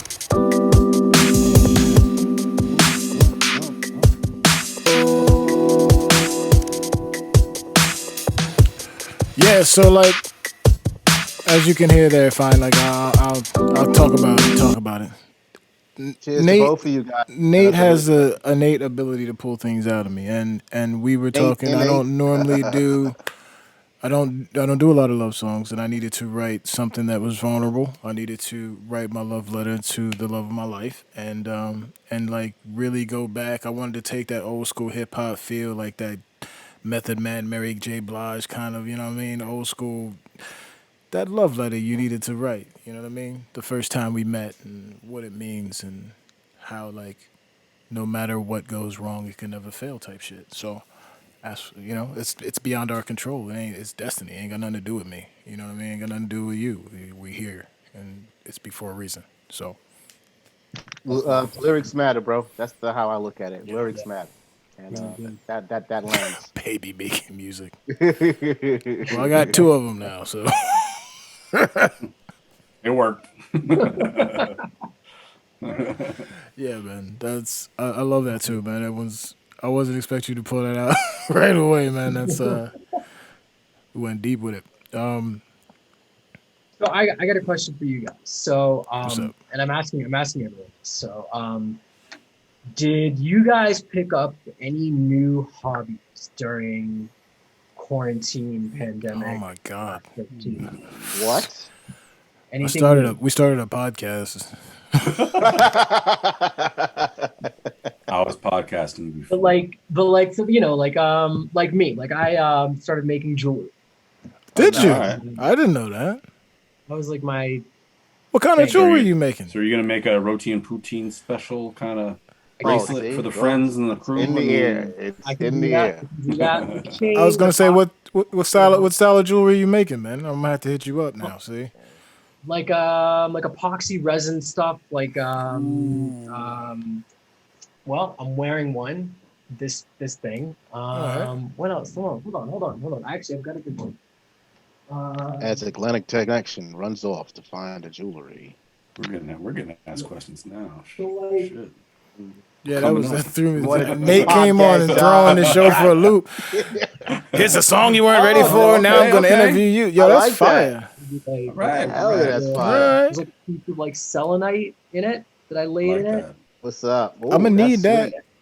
I was like, you know, Yeah, Are- I'm are into you- the are you selling those online, or epoxy you- thing too. So I'm gonna need you to send me that, man. All right. I like what's going It's on here. the yo. same Okay. inside. It's actually made of watch parts. You guys know my fascination with watches and stuff. So yeah, Yep. man. Well, me and V have nothing. Sorry. It's all right. It's guys. fine. I didn't make this, by the way. I'm all the did. jewelry I need. He made his shit. Like, that shit's on. Are you selling that stuff? Or are you making it for passion? It's hobby touch. fun. Yeah, just working my hands, meditation, you know. Love it. Love Cool. it. Nice. Art Yeah, form. yeah. I've been like just dabbling more and like trying to get more and more into video creation and like really like- diving you're We're like into the it. Hughes brothers up here right Yeah, now, man. I've been trying to deal with a little bit of animation I'm learning on the side. I haven't said anything much about trying to learn After Effects. I just bought a new rig. I'm about to build a computer tomorrow, which looks daunting, but you know, we're gonna be all right. Sounds daunting. Are you filming? Like, are you shooting your own stuff too? Yeah, every video you've seen within the last year, my wife and kids have helped a little bit, but most of it's me shooting all of it, editing it all myself, all the green screens, all the effects, everything I do all in-house, dolo. Blessings. No big deal. Yeah. Blessings. I don't want to say it's a new hobby, but I've been trying to learn how to draw digitally after resisting it for like my entire life. Mm. I was always like, you know, real ink, real paints, like real paper. Sick artist. I've been telling him for years, I'm like, you want to let his iPad? You ain't listening. So now I'm trying to learn how to draw digitally, and because I'm trying to start self-releasing this year, and I want all the music to have my, even if it's just like a doodle as the artwork, and then eventually when I kind of am past doing music, I guess, like I'd like to, you know, morph into making it like a self-publishing unit, because I do want to put out. Follow like, Hand Drawn Records on books. Instagram. It's drawn by hand records. Sorry. What do you say, hand the drawn? difference. It was going to be hand drawn, but long story, whatever. It's drawn by hand, Oh Lord. and eventually it will be Guys, a we're thing. doing a podcast, just so you know, please. But Thank you. yeah, eventually I want to self-publish illustration-based works of some kind. About to ask, Oh. have you written any books? Have I Written? written any books? Yeah. I've got a couple of children's book ideas that I've been working on the past couple of years, but they're not ready. You're not I there don't yet. think. Because I You know, just, as you were you're- talking, look, I was just like, right. When you're talking about like children's literature, and I'm talking like, because it's going to be illustration based, right? There's an economy of words that you have to master for that kind of thing. Like, you don't want it to be too wordy, but you don't want it to be too simple. And at the same time, is the opposite school thought is, well, you could just say screw it and make whatever the hell you want. So I'm trying to figure that out right now, because I've always been an illustrator, but my writing has always been journalistic. So being a fiction writer is kind of a new thing for me. Ah. It's a good release, though. It has to be a good release, right? Some like. You know what? Because it's not a release yet. It won't be a release until it starts coming more naturally. Once it starts coming a little bit more naturally to me, then it definitely will be. But it's not. My creativity is still being impeded by some roadblocks of doubt. You know what I mean? So it's not like my drawing. It's because I'm not like really established as a writer. Okay. And also, I'm not really sure if actually writing is where I want to be. Maybe I just might want to stick with just illustrating. So I've got to kind of figure that out. Yeah, that's pretty much. Well, me and Monty is pretty much the same. I'm not going as far as Monty. I'm just going to stick to lens. Don't do that. Don't do that. Lens Don't and do editing. that. Why? I'm not Don't comparing do it. I'm just that. It's saying. not. Yeah, you do. The man's about to be Spielberg. I just want to be the dude shooting the shot for him or something. You know what I mean? And in the editing room, cutting things up. You know what I mean? So, you know, I enjoy Damn those it. things, and I just realized that it's such a big world that the best way I can work is to hone in on what I really like about it. And it's been like, honestly, if my school would have had video class, I wouldn't be an MC right now, and who knows who I would have been now. Bro, it's different. It's different. Right. I'm talking shit because a lot of you don't know. Track's been making a ton of videos. He's sitting on a whole heap of art right now. You know what I'm saying? That's why I'm like, fam, don't put me out here like that. But anyway, What kind of stuff? Like, what have you been filming? What do you? What? It's right now, since I'm the best guinea pig right now, I just been getting that myself. And you know, this is like I can't call anybody out, but there's been a lot of way more talented people within me in these same sort of regions, and I could just see myself sitting down, yelling at people and their frustrations with the music scene, saying, "Well, dude, why don't you take your time like this and do it like this, and then do it yourself?" And I think that now that I'm into the joint, I'm going, all right, let me show you what I'm going to do. And it's just like one of the attitudes I have towards just building. Of course, I'm by far nowhere near like professional. I'm just Steve, but going at that's the thing, learning as I and go. it's You know not what I mean? about. It's about what you do with it, bro. Like True. and we talk about this all the time. It's like there was a thing like I need this equipment or I need this and da da da da da. Like the Complex City video I just dropped. I shot that right here in my living room with a green screen in my phone, Wow, That's crazy. cool. If and then I you sat back and used the tools necessary and new techniques to make the video that it is when you now. go in But those like, big rooms, tell them that you had the LED space up though. You know, just tell them everything was good on that. You know, yeah, don't like tell them the phone. Let's make it more. You know, well, no, I mean, The ants. I follow a lot of visual artists now, like people anywhere from Sean Tucker to Pete McKinnon, which, if anybody knows on a visual scale, are pretty yeah, much Pete McKinney's nasty. the yin and yang of visual arts, and like, Yeah. you know, they'll tell you straight up, like, yeah. Matter of fact, Pete McKinnon just did a whole damn video about how he got rid of his entire room. He has an entire room full of gear, and he sold all of it. And he just broke it down to the very basics. It's not about what you have; it's about what you do with it. And I'm just trying to take that Absolutely, as far as I absolutely. possibly can. You know. So that video fascinates me because it's one of those things where like I do not like being like I don't like the idea of being in a music video. Me, I'd prefer like an animated me being in there. You know what I mean? If I have to be in the visuals at all, I want like an animated me being in there. It's kind of weird. I like because I picture it like an extension of like my creative personality, not my actual literal personality. You know what I mean? So I don't know. So animation is something I'd like to maybe get into, but it's going to take a while. Have you animated a version of yourself? No, no, I've drawn myself, but never animated it. There's so many tools, man. You have fun with. You and me gonna have a sit down with that iPad one day, Yeah, it bro. sounds like we need That to have one of those that long iPad ass is talks. I'm ridiculous, over here man. like, oh man, You got a better iPad too. Like you got the John. So like, you got the Italy. anyway, yeah, Hey, hey, Lennox, how was Bogota, man? You know, I was looking at your stories along the Bogota. ways, and I know it's like a, well, I say, what I said, Bogota? You said, yeah, it's not a car, dude. What It's is it, Bogota, Bogota? Well, it's one or the other, right? Bugatti. Gets Bugatti now for the That's rest that of New the York, that episode. New York, and we got to just flip everything and That mess was the up the most wordplay. hood shit tracks ever Yeah, done. let me get, yo, what's up with Bagada. Bogota, Yo, son? man, won't you cut up some of that Bugatti and put it on my bread?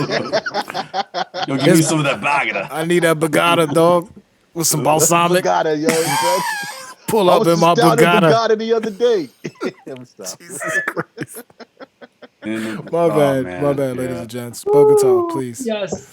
So No, I'm honestly, not though, mad at that. I'm not mad at that. I've Actually, Nate, can you tell the story about why how you ended up going down there? Because for a long time, America claimed you, and now it's like, oh, we can claim him, but he's not really here. So tell us how you ended up down there. Oh, dude. That's a Tell it. You got time. saga, man. Okay. we got kind of. Do you know about the Yeah, all the Jamie time we want. Prado project? Say it again. I'm sorry. All right, Bogota, and we're doing okay. To answer your question, Chuck, I'll get back to that in a second. No problem.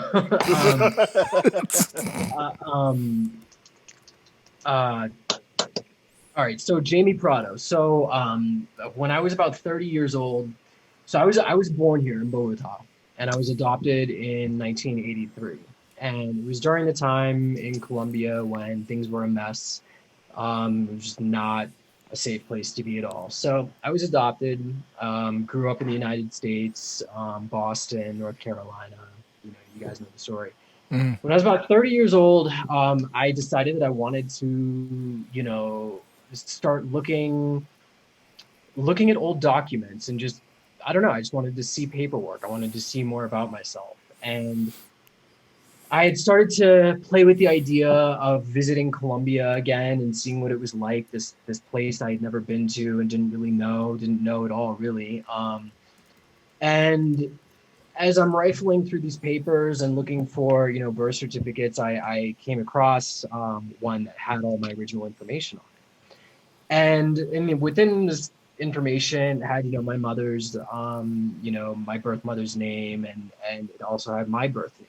And my birth name was Jaime Prado. And when I saw this, I was like, holy shit, you have another name. You have an actual identity that Wow. exists somewhere for somebody under this name. Wow. And so how do you process information like that? I mean, that doesn't, that's not Yeah, the that's normal thing. just They don't really wild. prepare you for things like that, for that kind of information. So I was like, okay, so what do I do with this? Well, this was kind of simultaneously while I was starting to think about going to Colombia. And at the same time, I had also been thinking about writing house music. And I was like, all right, so I'm gonna need a way to sort of Wait, hold cathartic. on, Nate. I gotta hold on. I gotta ask you. Sorry. Yeah. Did you ever ask your adoptive parents why you were renamed? Um, yeah, because they wanted my name to match theirs. Pretty much. That Like, sounds ideal. Is it ideal though? I mean, that's a thing that Well, like a lot it, of people grapple with when it comes to identity if they're adopted and stuff like that, and it's very complex and it's a layered. touchy. It's a bit touchy because it all depends on what the new parents are sort of thinking at the time. And some parents they want to love you forever and they don't care about your past. Others will kind of just leave it around as they love you, and maybe one day you get curious, or maybe they tell you, and it's up to you to figure out if you want to go back and figure out, your history I of points. You know what I mean? So what'd your I parents think, say, Nate? well, I think for me, it was a matter of age. I was 4 months old when I was Right. adopted. So, Okay. Okay. what's the point of trying to hold on to a cultural identity that never existed for me? What purpose would that serve in my life? You know what I mean? Like, Hmm. if I'm not going to be connected to it in any way. Not just that, but at 4 months Um, old, I mean, that's taking you in at a very, very young age. Why not name you? They're your parents. You know what I mean? At that point, so right. I mean, for them, this was them birthing a child. This was totally, their Right. experience of $1,000. Pretty having a much. child. Yeah. My sister, however, she was 4 when we adopted her, and her name's Natalie, and that name stuck. And the reason that we kept that name was the length of identity. She had already had that much time Right. to form an identity around that name. So to change that would probably have been like super disruptive in her mind. Yeah, it would have Absolutely. been too much. She's already Mm-hmm. developed enough. Interesting. But for an infant, you wouldn't know. You Right. wouldn't be different. So I found this name and I was like, what are you going to do with this? This is crazy information. And I was like, well, with anything, the way I process, intense information is through creation. And, through creation is how I find catharsis. And so I took that name, Jamie Prado, and started writing music under it and started letting that experience be how that story opened up for me. And most people in drum and bass have no idea about the Jamie Prado project. And I do. I it know got, about it. I was in Yeah. the. Yeah, go ahead. But go ahead. yeah, it ended up bringing me back to Colombia. Right. I signed with Sony Latin and Yeah, it did was a all big of deal, these. dude. That's what I'm It was like. like a really big, You're yeah, trying like to it play got it. You're downplaying it in a sense, but no, it was a serious thing. yeah, it was a big It's a deal. I just transitional kind moment. of signed with Sony. I mean, like you Yeah, do. like, I just put my, Well, Like remix for a project for Sony. They didn't sign me as an artist, but I mean, there was a lot of really big things that happened under that name. But the point is that that project, I used that name to explore this identity of being Colombian that I had never known. Mm. And, it ended up bringing me back to Colombia, and I started spending like 3 months at a time here. And I would spend 3 months in Colombia, go back to LA for 3 months, 3 months in Colombia, back to LA for 3 months. I would play some shows here. I would get to know some people. I would travel around the country a little bit. And, when I arrived to Colombia, it was the first time that I walked down the street and looked people in the eye and saw a level of familiarity that I had never seen Aw. before. Mm. There was like this, oh, I know you. Oh, I know you. There was just this thing that I had never experienced it before, but it's probably something that, my parents, being American and Caucasian, take for granted and don't realize that they experience every day when they go to the grocery store and True. my mom nods at Or her know and, name or something along. Yeah, Do you believe in like that the idea of genetic memory?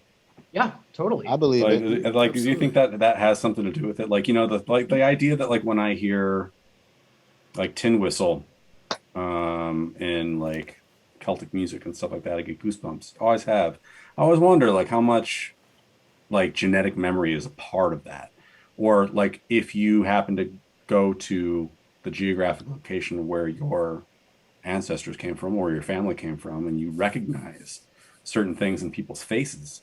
Like I wonder how much is like genetic memory, you know what I mean? So that's what that comes to my head immediately when you said that. If you don't mind me sharing real quick, as I agree absolutely with Nate in the sense of that. But this happened at a place that we mentioned a million times, which is Sun and Base. And it was my first time meeting Alibi, Marky. You can run through the names. Andy, DJ Andy. They were all there, and we were all like talking back and forth all the time. Now you got to understand, I'm removed from South America for a pretty long time. Like I haven't been back to South America since I was probably like 4 years old. So only thing left in my mind of South America is seeing some mud and running back in the house. That's all on my mind in South America. So, I'm seeing these guys and they see me, but they attack me in a sense with like pride. And we all just started jumping up crazy to the sky. By the time I touched the floor, waters was dripping down my eyes uncontrollably. I just didn't understand why, but I kind of did at a level of like, no, you need to go back and check your families that you've never met before. You need to find a way to make that happen. Yeah. And these guys were literally, they represented that, you know what I mean? Just because. And it was like, they looked at me like, damn, you okay? Like, yo, I'm really happy to see y'all. You know what I'm saying? Yeah. But I totally get that. And I get that even along the travels when you run into people and you go, yeah, I know you. You know me? And we'd start doing this all day in the middle of, I don't know, name a country. And it's just like, yeah, there is some sort of quiet lingo or connection that people have. So Nate, where are you now in that journey? How far has that taken you? Well, I eventually, decided to move back full time. I found my original birth certificate here in Colombia, which was filed in like a filing cabinet in a library in some town. It was intense, man, going through that whole process to regain nationality here. So I've regained nationality here. I have dual nationality, U.S. and Colombian. Which is awesome. Tax-paying resident here now. I have a beautiful apartment just in the hills in Bogota, kind of overlooking the city a little bit. I'm very settled. I'm very calm, very peaceful here. There's definitely sort of just a feeling of home, just the feeling of home. That's, even though this place, when I got here, I didn't speak a lick of Spanish, didn't know it really anything about this place, but there was always just this feeling of like, yeah, this is home. And when I leave, I miss it. And when I arrive, I'm happy to see it, So now, I'm kind of just settled, I like Good. my life here. Um, I'm inspired, you know. Did you write Columbia there? Yeah, yeah, yep. Nice. I did. How I did. do again getting into the adoption thing? It's Yeah. always like interesting to me when it comes to your parents. So how did your parents react to you going back there? You're not being really necessarily. I mean, obviously, I'm guessing you've always lived kind of far from them in your adult life, be that in Hawaii or LA or whatever. So how are they feeling now that you're in South America? Um, they like it, they've been. Here to visit, I was gonna say I I don't think, think you were distant from them. If I remember correctly, you're around them when you can be. I yeah, ask yeah, because I know a few people who were adopted that sought out their birth parents and sought out that kind of thing, and they kind of mm, went back and like it caused like havoc in their family scenarios and stuff like that. And it's different It's every really time tough, that man. yeah, for every single person, it's a different yeah. situation. So I'm always curious as to how It's a that lot of plays out. maturity, and it's also at a certain point when you're an adult and you've been with this family that's been taking care of you, and you decide to just up and go. Sometimes it doesn't always leave a good taste within the people who Mm. were taking care of you all the way to your adulthood. They're wondering if you forgot about them, Yeah, and for but you whatever did. the reason, You're you were not going through their that, are you? significant other. You know what I mean? So no, I don't. No, I don't You're think not so. going through that. I'm not. Me? Yeah, Or Yeah, yeah, yeah. I'm yeah. not oh no. a. Nate's not No, going no, through no, that. no. My parents were always, when I was young, they always told me, after you're 18, if you want to go and seek out, your birth parents, we'll be there to support you. Or if you want to go back to Colombia, we'll be there to support you. Um, there's always that question of like, do you need closure to find by finding your birth family, right? Hmm. So one of the things that I'm doing here, or was doing before the pandemic occurred, there was part of sort of my journey of healing, was to visit, and this was probably about 4 years ago now, was to visit the orphanage that I was adopted from Mm. and sit down and talk with the nuns who owned it or who run it, and also talk to the kids that were there. And the first time I went, it was for me, to meet with them, to meet with the nuns, to ask all the questions that I needed answered about my life, about my background. I sat down and I had those questions answered, and I had closed that book. Um, the second time I came back, I was like, well, I want to go back there, but I can't do this again for me. It needs to be for them. So I set up like a day of like music and sports. And I've got a buddy here in Bogota who plays on a football team here. And so we bought a bunch of footballs, like soccer balls, footballs, and I brought a bunch of music equipment, and we went up to the orphanage, which is like 45 minutes outside of Bogota, and I set everything up, and we just created this day of like music and sports for these kids. And we sat down and talked with them. And, one of the things that I talked with them about was, how, I'm no different than them. And the only thing that it makes them any different from me is just this tiny little chance in the world that I ended up in a different place. But the way I have dealt with my experience of being adopted and growing up in, as or being a child born into a civil war, is Mm, through creativity and through Right. expressing myself. And that particular day, I really drove home, or wanted to drive home, to point to these kids that, like, you know, um, all of that pent up aggression, all that craziness that they have inside of them, I know exactly what that is, and I have it too. Trust me. Hmm. But what I was able to do with it was to channel it into music, um, to express myself. And a right. lot of these kids don't know necessarily that they have that outlet. And a lot of them will, turn 14, 15, and if they haven't been adopted, they get turned out into the system, and then God knows what happens to them then. Right. Mm, So that particular day, I just wanted to kind of inspire them. And so set up all the gear and let them come up and like, play around with the MIDI pads and all this stuff. And it was just a really rewarding experience. But one of the things that I'm working on, once this whole pandemic kind of stabilizes a bit, is to get a foundation off the ground, which is going to be like an accessible arts foundation. I was going to ask you if you were Lovely. doing that kind of thing. That'd be great. Yeah, where we're going to kind of awesome. Emojis in the chat for Atlantic Connection, please. Y'all hear this positivity going on here? Love it. Love it.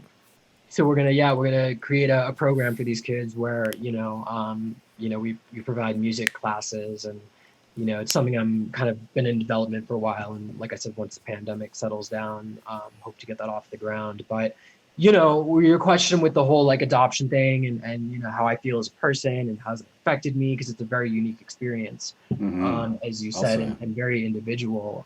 For me, my closure personally about my own life, I received that day that I was sat down with the nuns and asked them all the questions I needed to.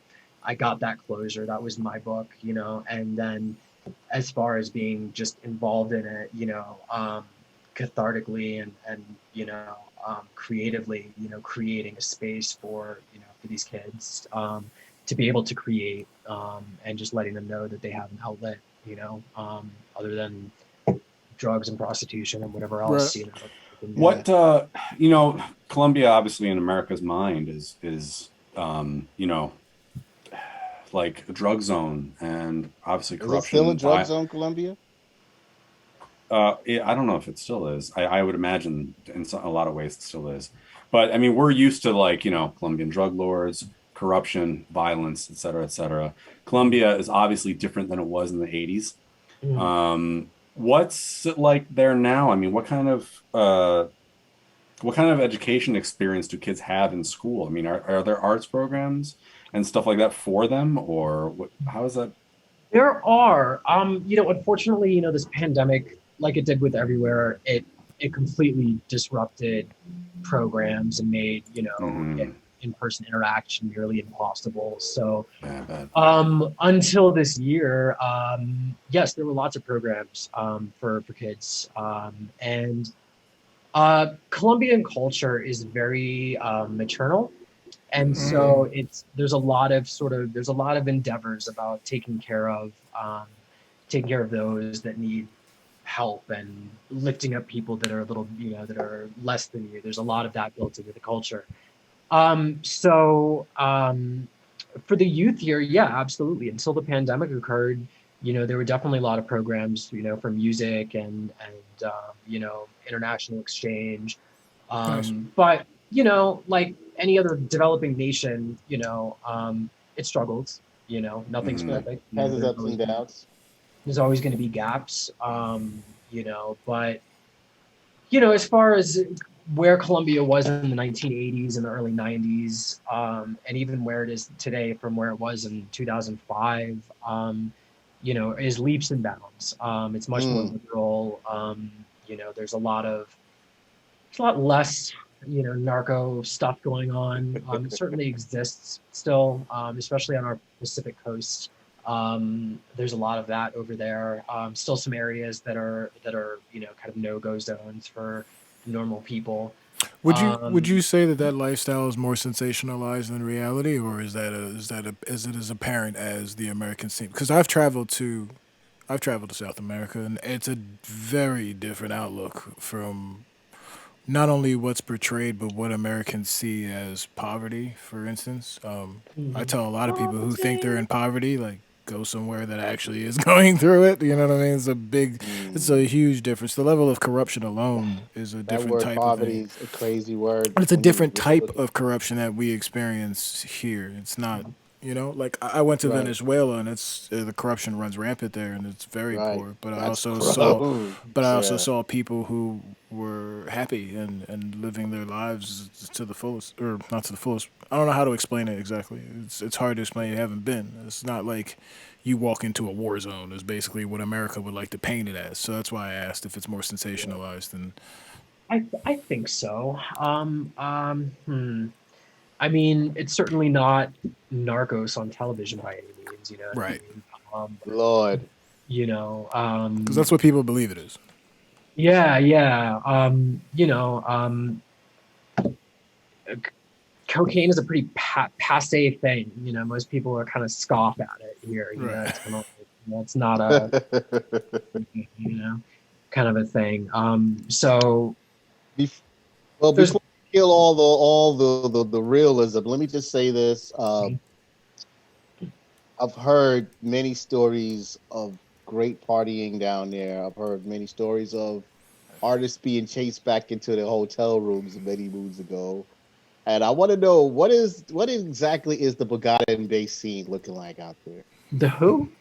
Bogota and bass. All right, I'm just messing with you. Got it in base. Wait. That used to be a T-shirt. They're gonna Let's hate say- me if I ever come listen, down. listen. Atlantic Connection's next Not T-shirt only, right there. Bogota and not base. only am I going to cut you off, we're on timeout for like 5 minutes. Let's play some music. I segued into this tune because I was listening to it before we came into, and I did want to play it, and that's why I asked you if you actually made Colombia in Colombia, and you said yes. I don't know if you want to elaborate any more into this. Yeah, this one is track called Columbia. It's coming out on Collab Recordings. Shouts to Benny and those boys. Yeah, And Heist and them.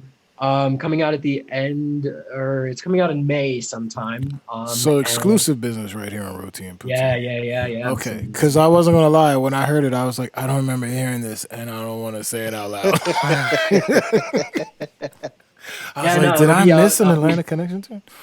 We got a couple of cool remixes for it, and actually, we're gonna do a charity donation for the artist shares to the orphanage that I was just talking about for this release. So we're gonna give it back to the people.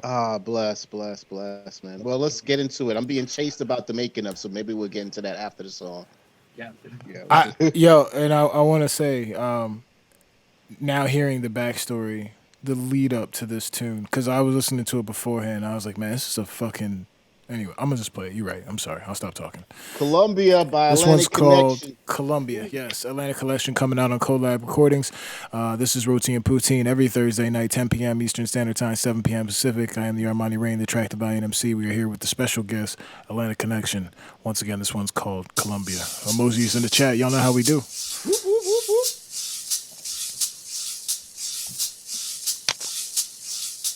Big thing Aguan.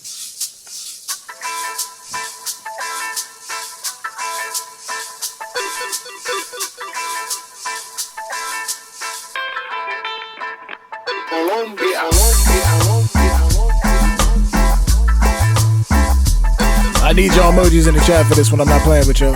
Y'all know how we do. Rap team in the venue. Sugar Brad MJ, thank you for moderating everybody. Let me see him. Bob Ross's latest, whatever you got to do. Atlantic Connection. Colombia.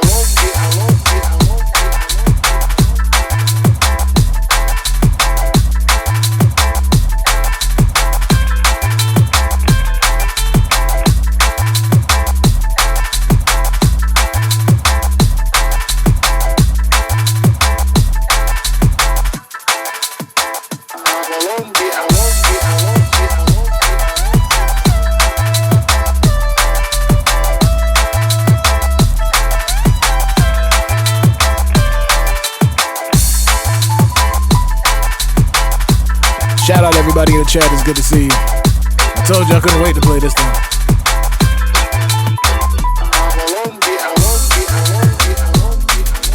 Forthcoming on Collab Recordings.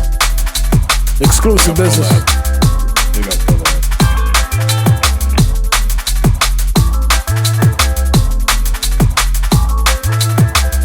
Big up the cheers, big up the subs. Thank you for the follows. Where we at?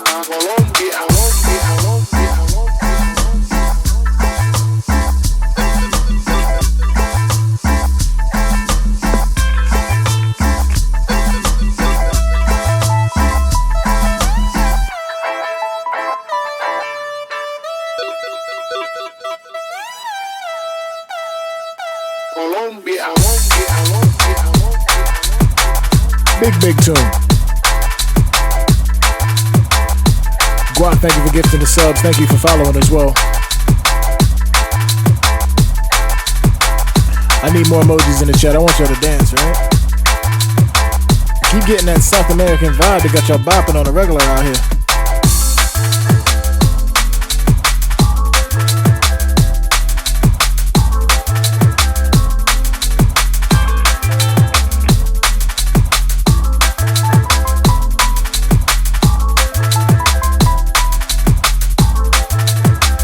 Roti and Poutine every Thursday night, 10 p.m. Eastern Standard Time, 7 Pacific. You're listening to Colombia. Atlantic Connection. All I heard was Colombia, and I said, I better get back right now. Forthcoming collab. We here, Roti and Poutine. Y'all know the drill.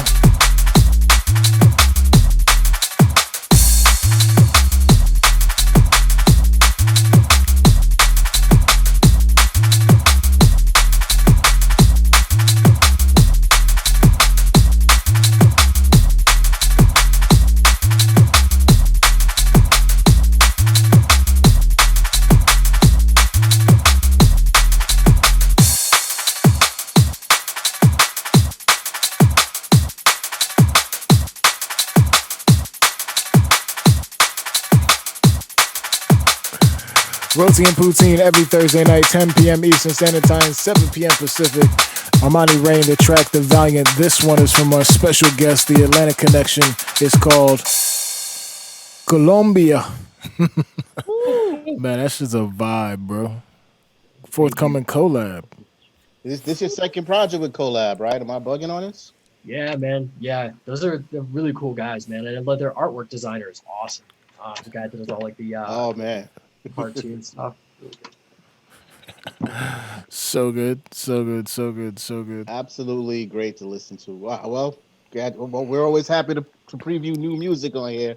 We got Yeah, our little man. crowd. Yo, shouts to everybody in the chat looking active, looking right, looking proper.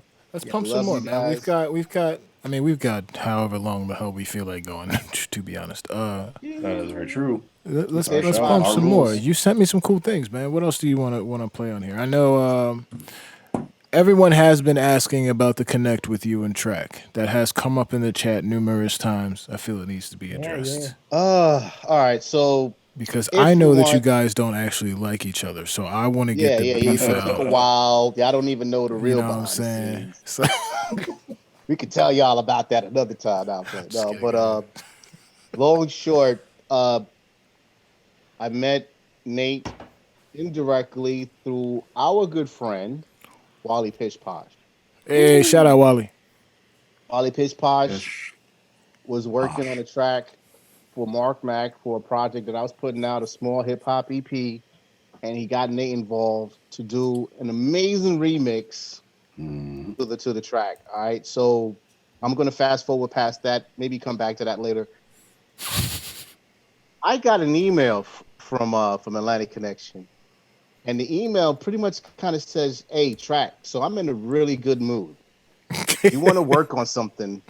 Let's do it." And I was like, you know what? Let's do it. When Atlantic sends you a tune, you work on the tune. Right. And I don't know how long, I don't know how quick it was, Mr. but it was, Truck, I have hereby blessed you with my tune. I want to say it was pretty quick. And the timing of him sending that tune was at the same time Brian came to Brooklyn, and it all just made sense pretty much intertwined in the end. Like it was like, well, Brian wants me to do a project. What do you think? And and Atlantic's like, yo, let's look ahead. And it was pretty much like the first tune cool. I did for the album. So it literally set the mood. Like, The all right, speaking catalyst. for myself now, I'm gonna get a little bit not super deep. Like I always tell people that life of emotion doesn't come from a bright place. I was pretty much at like a semi near the bottom of the hill, kind of like mentally. Like I wasn't there. I wasn't necessarily there. So here I am writing my way out of that misery. And this song is literally the spark towards creating what becomes life in motion. The title itself is sarcasm. You know what I mean? Because it's it's attacking people who always attack me. Long short. And this was one of the records. I remember sitting. I did this over. Shouts to IQ. I was over in Spanish Harlem. We sat down, and he was just like, "Yo, what is this record?" I was like, "Yo, this is Atlantic Connection." He's like, "Yo, tell him what's up." And we turned it into you know, again, when people hear that record, even with the remix now, people, I've gotten messages. How about that? I ain't mentioning no names, but like, yo, that thing that other cat did was dope, but I like what Atlantic Connection did more still. You know what I mean? Life Emotion will always remain for me my most favorite project I've ever done. Like, especially with everything going on, and I love the remix project. So How long not did it shade, take you? How this is long fully was recorded. the recording process of that album? Like, how long from the making of until it was done? It was 3 years, man. 3 years, songs going in and out. There were tunes that were supposed to be in the project that didn't make it. There were tunes that didn't make the project, but it was like 3 solid years Worth it. Yeah. of. I was mad at the Classic therapist, to be album. honest with y'all. Nah, I mean, of course you do, because we're Yeah, artists and we're like, you know what I'm yeah. saying? What the Right, for hell sure. is I'm a this? year in on these things, and I'm like, it's taking too long. But Yeah, it's not. It's but really not. but to bring it back to the beginning, I don't know if you have that. If you want to make that the next one, there was a song called "We Are Here for a Reason," and Nate, we did a small little campaign that I thought was the hot shit at the time, and I gave it away for free on SoundCloud for a minute. I think you still can get it on there, and it was like Do you have that? Do you have I it? still have that tune. I still have that tune. I can send that to you. I sent it to Amani. So I don't know what you're talking about. it was he don't know what the hell I'm talking about, but he got it. Joking. Yeah, man. I I'd have love to hear it. it. You want to That play it? team, that tune kind of set me up for what was to come, to be honest. You know what I That's mean? So I have it and right shouts here. to Wally Pitch Posh. Yeah. Let's hear it. Play it. So we're gonna play it. Let's play it. You We are want? here for a reason. I'm sorry. I'm Mhm. I'm here to be weird. Anyway, I'm we here. are I'm here here for for. it too, brother. You Don't know what worry I'm about it. saying? I'm sorry. I It's all apologize. reasons behind that too. Yeah, I'm not. My apology isn't even sincere.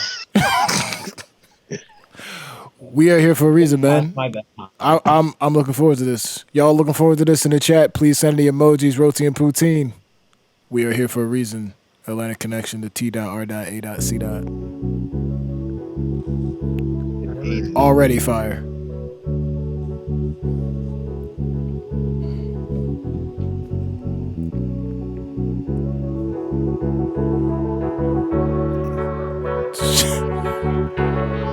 Y'all know what to do.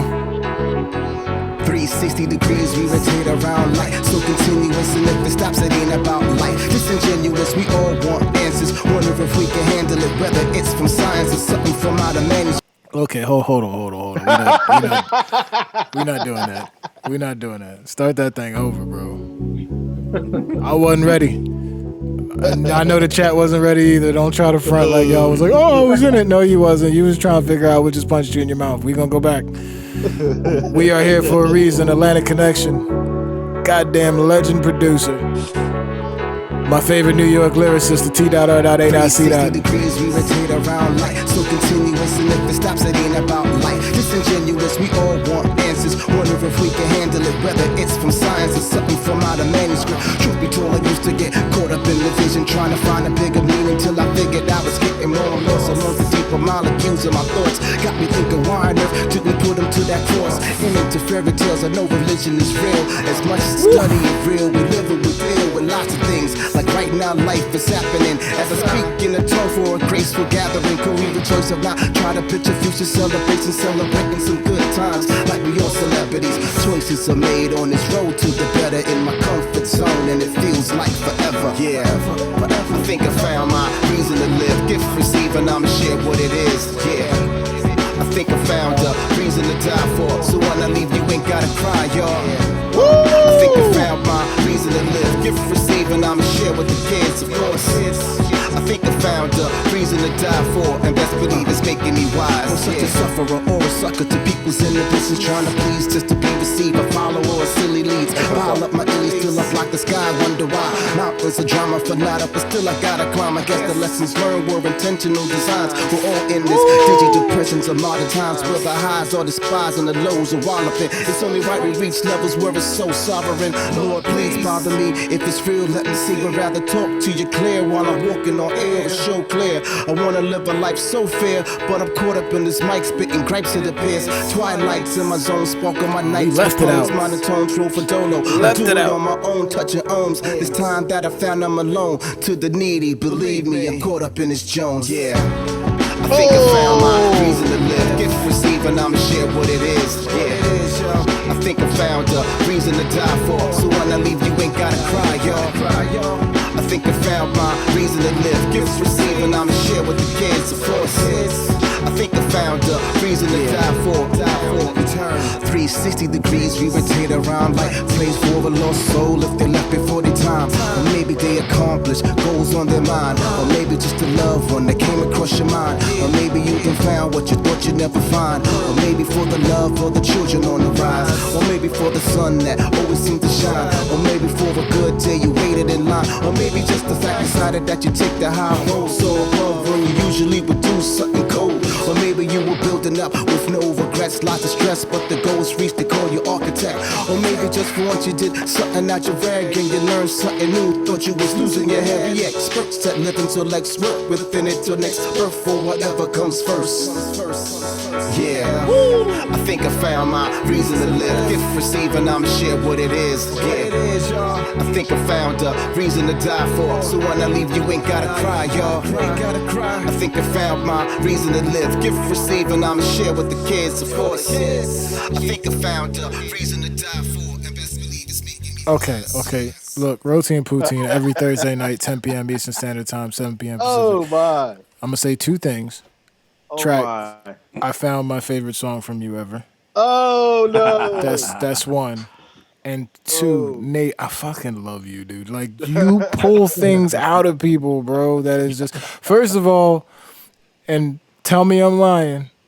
If anyone didn't close their eyes and just heard Common and peak performance, like, bro, Yes, that yes. was peak. That was like- like B. That was like B level, like Common right there. That was like that vibe. Yeah, Bro, like, Those who are asking, just go to my SoundCloud on and go look for "We Are Here for a Reason." It should still be up for free download. I don't.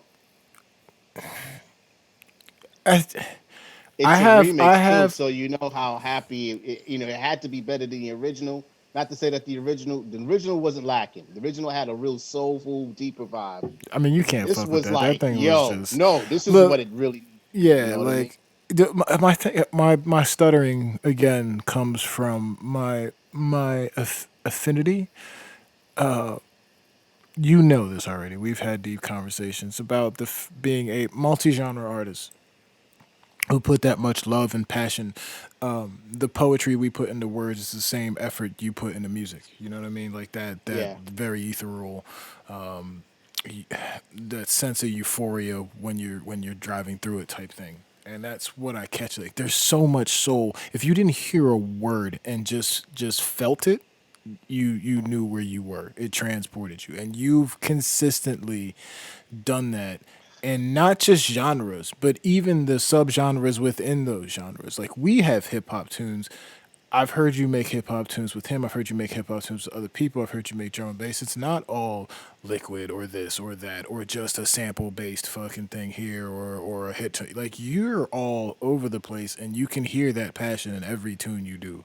And as an MC, this is why I'm not dwelling on track, because as an MC, that's always been like, we love to hear that. When that beat comes Gotta through and love you're it. like, oh, First and fuck, foremost. I'm about to destroy this.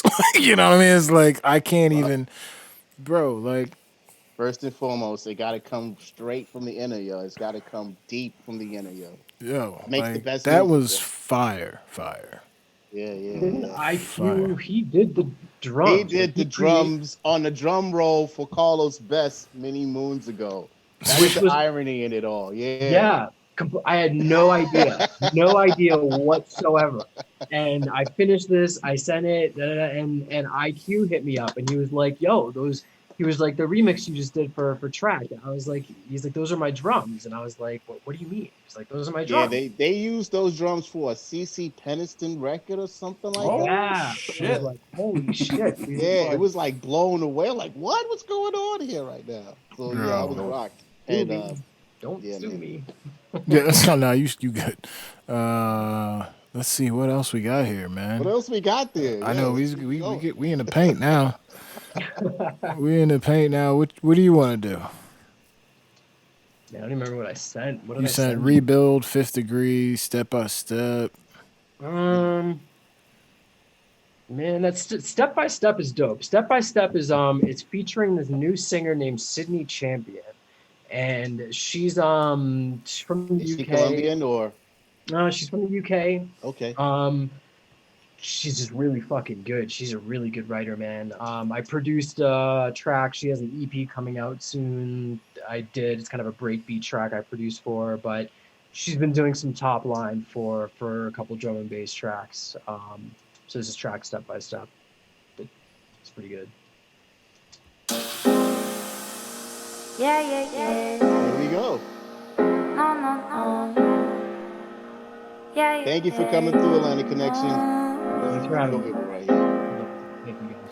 Yeah. I'm gonna try to do my best Imani impression. This is Roti and Poutine. Valiant, MC Track. Atlantic Connection is the guest. You gotta be quicker.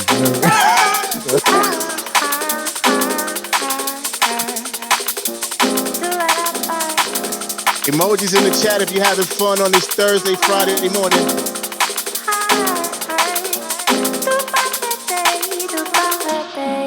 No.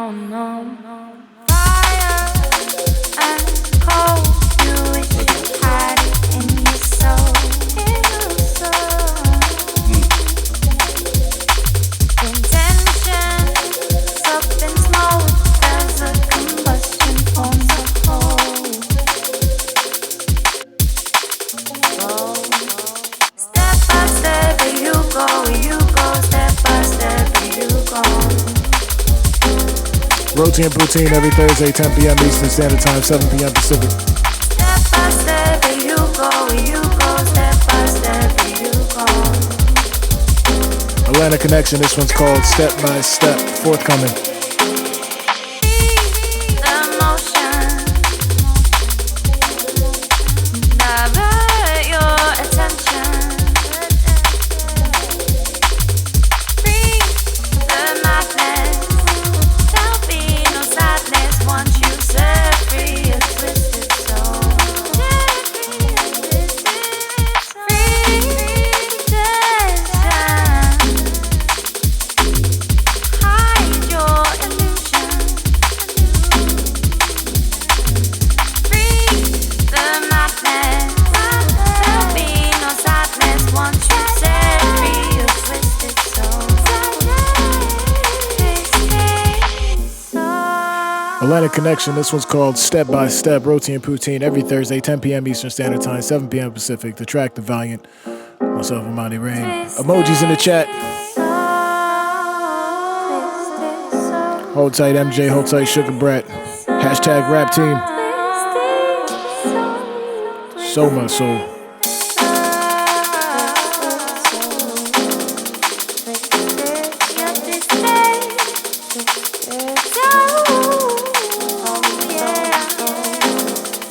Follow the links, follow the man.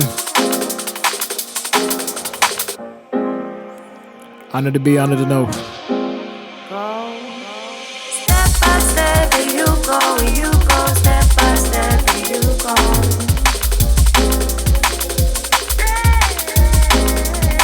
Step by step, where you go, step by step, where you go.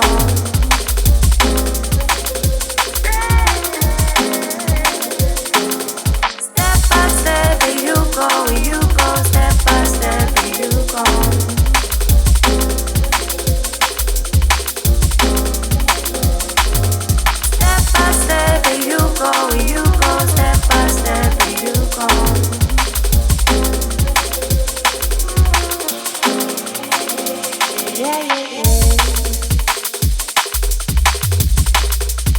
Love them drums.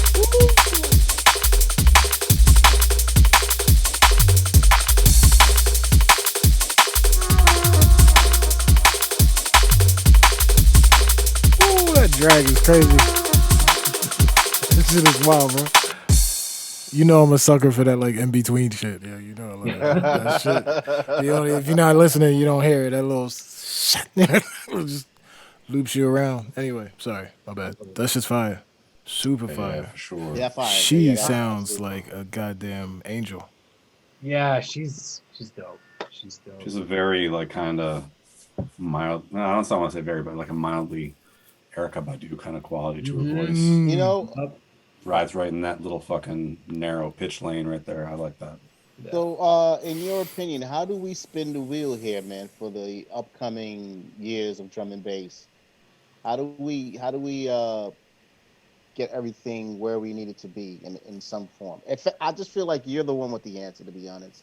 After watching, Solve it now. yeah, you know. I think the answer would probably be No pressure. him producing an album for the three of us. Wow, and we pulled me in there. I was like, wait, what? We just dragged you in there, buddy. Are you working on an album? No. Yes. That's All fine. right, very simple. No, you don't need to. Don't lie. We've asked. There's a lot of people like, no, I'm not working on an album. I don't want to work on honestly, an it would be album. dope to do like a proper stamp on the state side, sort of ordeal. So, I've had an idea to like to produce like a hip hop or or basically just get all the drum and bass MCs and like songwriters to do a project together and have like If there was the only a songs- collective of MCs, do a lot of yeah, like the song wouldn't be like, it wouldn't be like Atlantic Connection featuring Armani Rain title. It would be Armani Rain title produced by Semper Fi Next- title. if there were only like 13 MCs in a Discord right now, Weird. thinking, That's so weird. I just, Represent look all around. the corners of North America. I'll look. Maybe there might be might be a maybe few that cats I come off. it should be a good, a That good collective happens to be releasing a remix on Easter Sunday. Coming up. There might be. There might So be. Is you it know, Easter just, Sunday or East Bay? What, No, Easter Sunday. That's, Okay, I that's, just wanted that's to dropping mention Easter that. Sunday. You're- Wait, what's happening on Easter Sunday? Semper So- Fi is putting out a yeah. remix on Easter Sunday. Cool. You do know, in That's- case you don't know what Semper Fi is, Semper Fi is a collective of us 13 MCs. It's myself, Track, Bayside. Valiant, Josiah Scribes, Dre, Woe, Sophie, Sophie Mari, JB, MC Tell, Zizo, Elijah, Astro. Astro. And it might be like somebody running. Forgetting missing right some. now. I know I'm missing somebody. And I'm There's gonna take 13 of shit us, for so it. it gets a little confusing sometimes. But yeah. We formed after Car Bars, and Car Bars was the light to like, yo, guys, let's just get this over with and do it now. Like, Yeah, we stopped arguing, basically. at the end of the day, we need a little help for ourselves to like at least have communication at the very Yeah. least. You know what I mean? Yeah, So, man. Yeah. So the remix that's coming out on Sunday was remixed by Winslow. Okay. It's got me, Woes, and JB, and it's also got Illmatica and EDMC on there. And Dilly, So Diligent it's like a Fingers. proper. Oh, and Diligent Fingers does the hook. Yeah, so it's like a proper. Man, you pasta lucky cut. he ain't here today, boy. Yeah, no Dilly tonight. He's usually here. No, man, we missed him in the chat. He's over there Catch getting the scared by reason why I hear aliens. talking shit about him.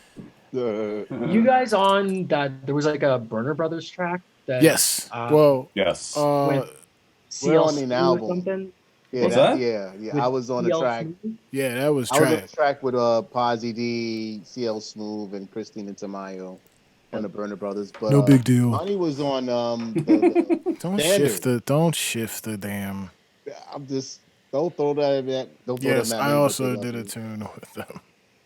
But the Burner Bros. deal. also produced a Semper Fi track. Like I also did the proper. video, actually. But yes, they've also produced a Simplified track, and they have another one in the cut.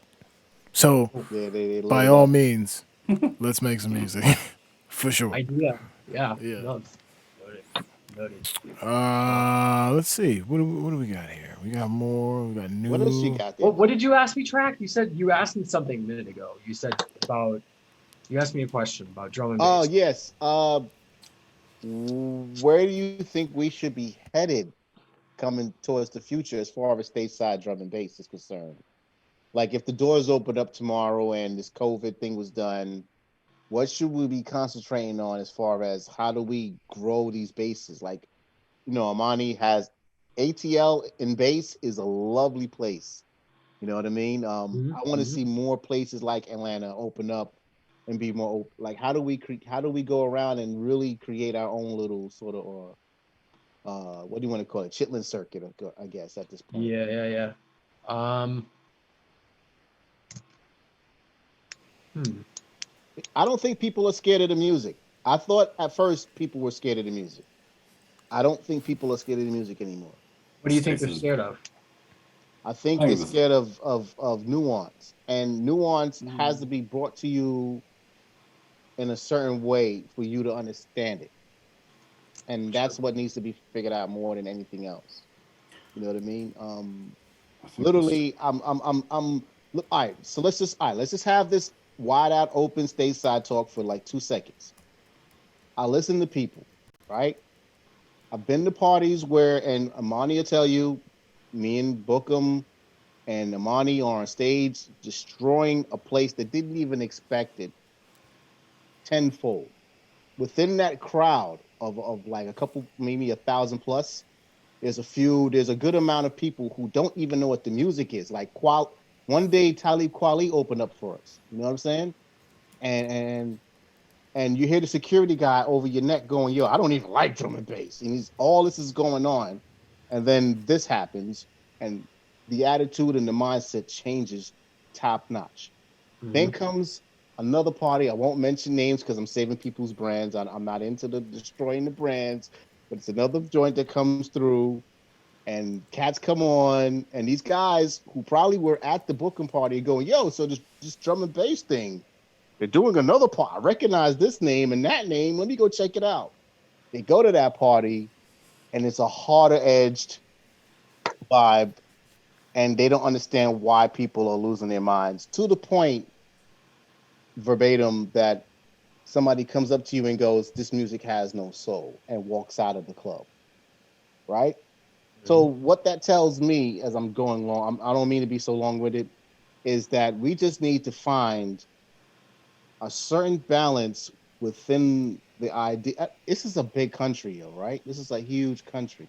Mm-hmm. We need to find a certain balance for both fans to be within. It's like rock and roll and hip hop, or rock and roll or jazz, are in the same room, and we got to find a way to make both sides happy.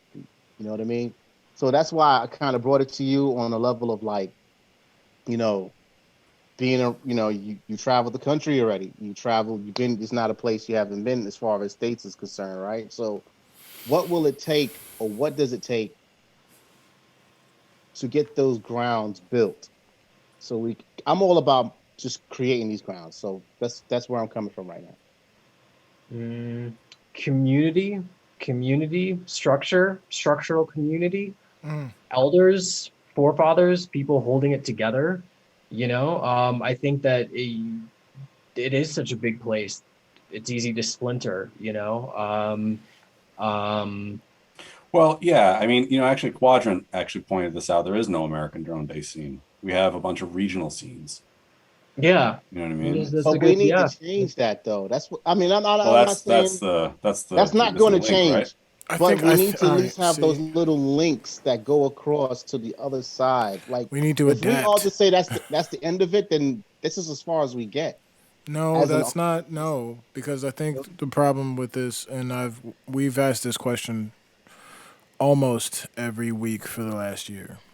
yeah, And we've gotten different answers from everyone. I don't know if yep, everyone's noticed yep. that there has not been one common thread except for the single fact that we're very segregated, and not segregated in the sense of we're not together, just regionally. So basically, I'll just revert back to my sentiment on it all. Is we need to stop thinking about these things traditionally. And I don't have the answer, to be fair. I just don't think we can pretend that the unity is going to be as unilateral as we assume it's going to be. It's not just a Never. simple we all need to kumbaya this thing together. Like that's not going to work. We need to come up with something a little more True. innovative. Period. Something that moves the needle. That might. It's not a. So we've discussed whether it's coming up with a label, creating our own sound. It's and I'm starting to realize it's becoming a hybrid of all of those things, and we need to find out what that stitching actually looks like. But I I'm think it looks like what you're doing right now. yes, Kind of. I mean, yes, not us yes. specifically, but you know what I mean. Like, yeah, that's what I mean. I think it's going to That's take. this is innovation right now. I mean, this discussion we're having, this is nobody else is doing this. You are creating a sense of community. You're giving me an opportunity to talk about what I'm working on. I'm getting to have a conversation with my friends, and people are listening and commenting, and we're listening to music. And I mean, this is when you talk about how do we progress things or how do things change. I mean, this is a great example of Yeah. I mean, and I think there needs to be more of this, conversation I've been amongst trying to do artists. twice a week from the beginning, and they don't want to. It's not my It fault. did. I'm just kidding. I'm just kidding. I'm just kidding. He wasn't But I understanding mean, up this there. this is No. innovative. I mean, it may not, it may not seem like anything super magical, but I mean, it's a really important thing. And I mean, even from when you guys started doing it, I was even like, oh, it's like, I wonder if they're gonna ask me if I can come up with one, Atlantic Connection, the great like, y'all. I'm like, oh, I like that, so. And then finally, you were like, hey, do you want to come on? I was You like, know, woo! it's funny. So, It's been more of like, should we bother them than than anything else. It's never been like, I don't have time for that. It's more like, no. I hope And he I says yes. think drum and bass, just like punk music, will, it will always remain, to a degree, a fringe genre of music. It'll occasionally dip its head into the, pop culture dialogue, and then returns to its underground roots. And Yep.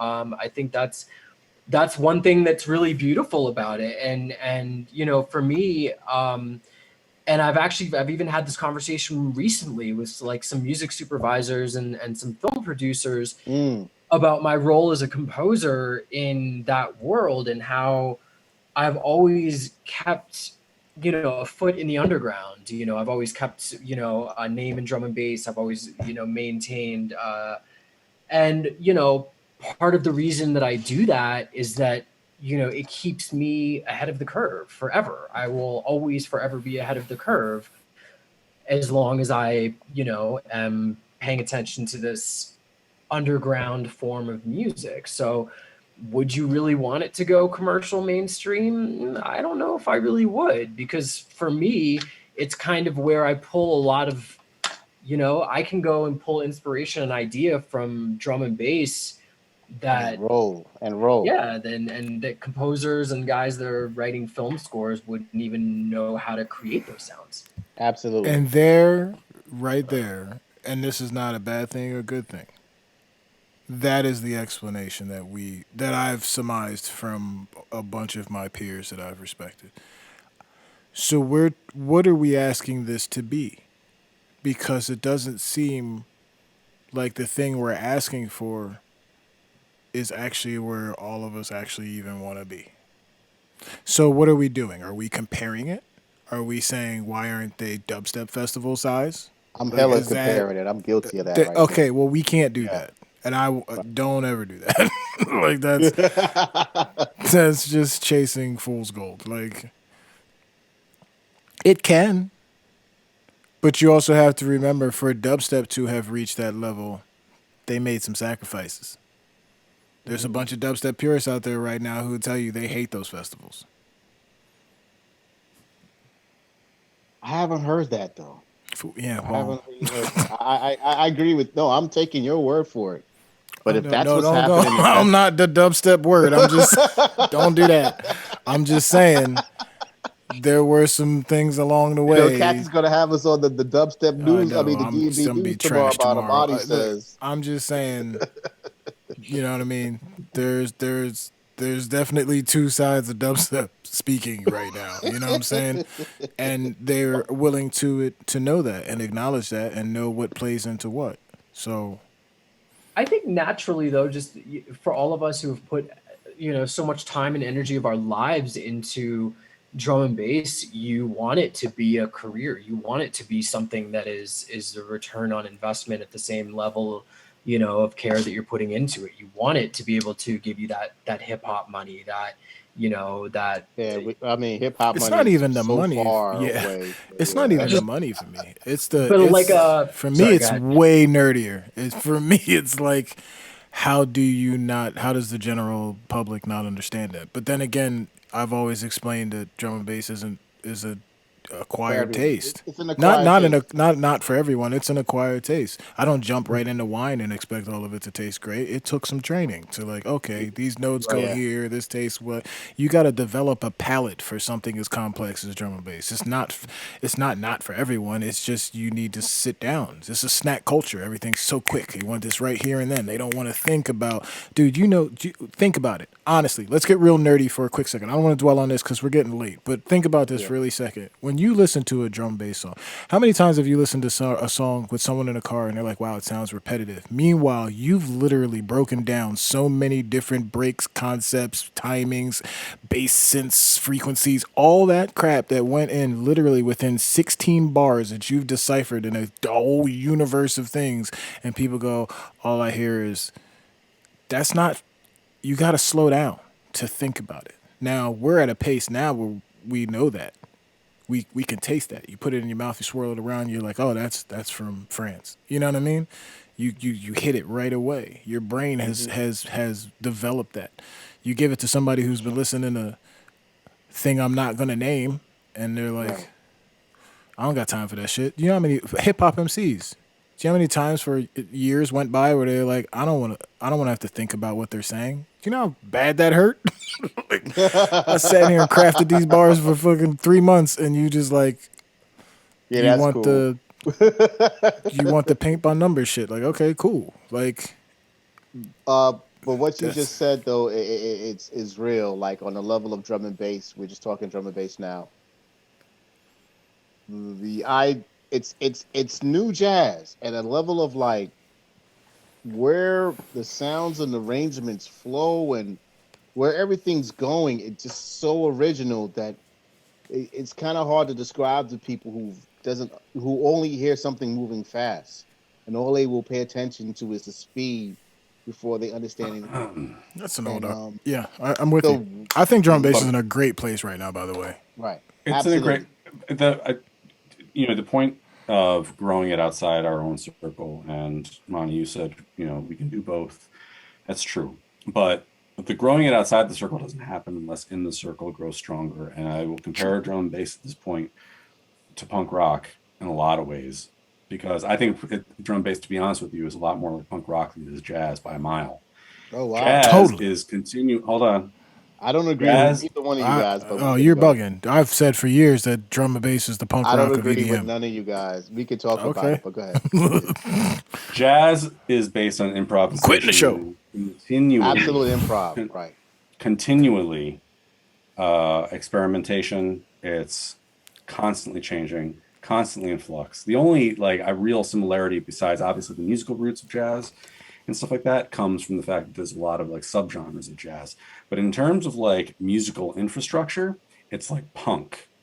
Punk has been dealing with this idea, this whole thing where when people hear it that aren't educated, it all sounds the same to them. It all sounds fast to them. It all sounds loud to them. It all sounds crude to them, which is exactly what drum and bass is to a lot of people that don't understand it. Unless maybe you're talking Liquid or some Shy Effects type shit. Like, other than that, people are just like, what the fuck is this? They don't know. It is an underground culture in America, the way punk is. Like, you have a dedicated small following. And if you get 50 people to a drum and bass show, or you get 50 people to a punk show, that is, in a lot of people's standards, a decent night. Trying to expand upon your circle is impossible unless you are solidifying the underground. And the underground has to be solidified because it is woefully lacking in the United States. It has been woefully lacking in the United States. There is no cohesion in terms of like a national scene. And there doesn't necessarily need to be, but there does need to be a solid touring circuit for artists, and there needs to be like this recognition that American artists are worthy on the same level that someone who is not from America is worthy. And very few artists have managed to cross that threshold within the United States, except for maybe Diesel Boy, Dara, Planet of the Gridlock, Drums. a few other Atlantic No, bands. Connection. Gridlock doesn't. I'm sorry, Gridlock does not draw in the United States the way any of the Planet of the Drums guys do. All right, I agree. This Doesn't.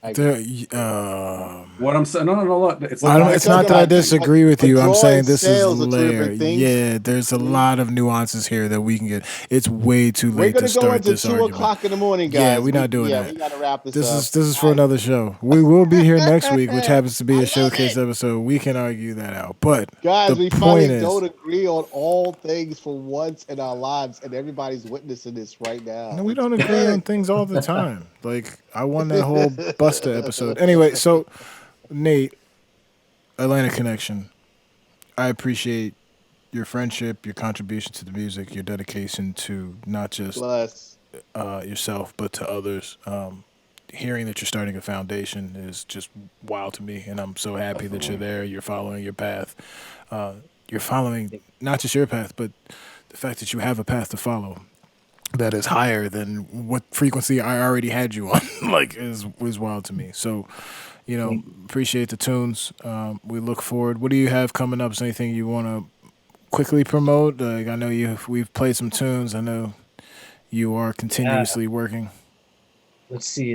All right. So collab single's going to be out in May.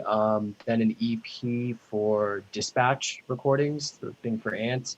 I think it's like the 15-year anniversary of Situations or something. So DLR remixed it.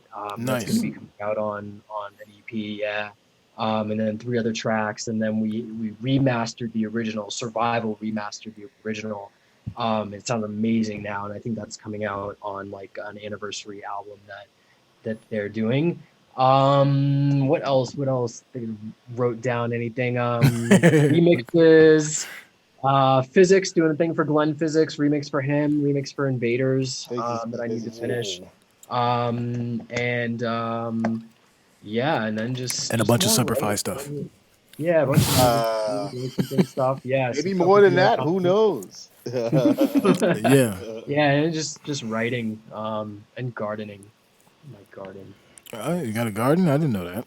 There you go. I do. Gardening That was is my other great. big hobby. Are you an annual or a perennial guy? Perennial. Okay, good. Because annuals are a pain in my ass. You got to replant them every year. Come on, no, I'm not with that. That's like perennial. Yeah. I barely even know her. Anyway, so Thank you guys. You guys are doing an lovely, awesome man. thing. Like, thanks for having me on. This was really fun. And absolute honor to have you, brother, man. And thank you. I'm glad. Sure. I'm glad you had a good time too.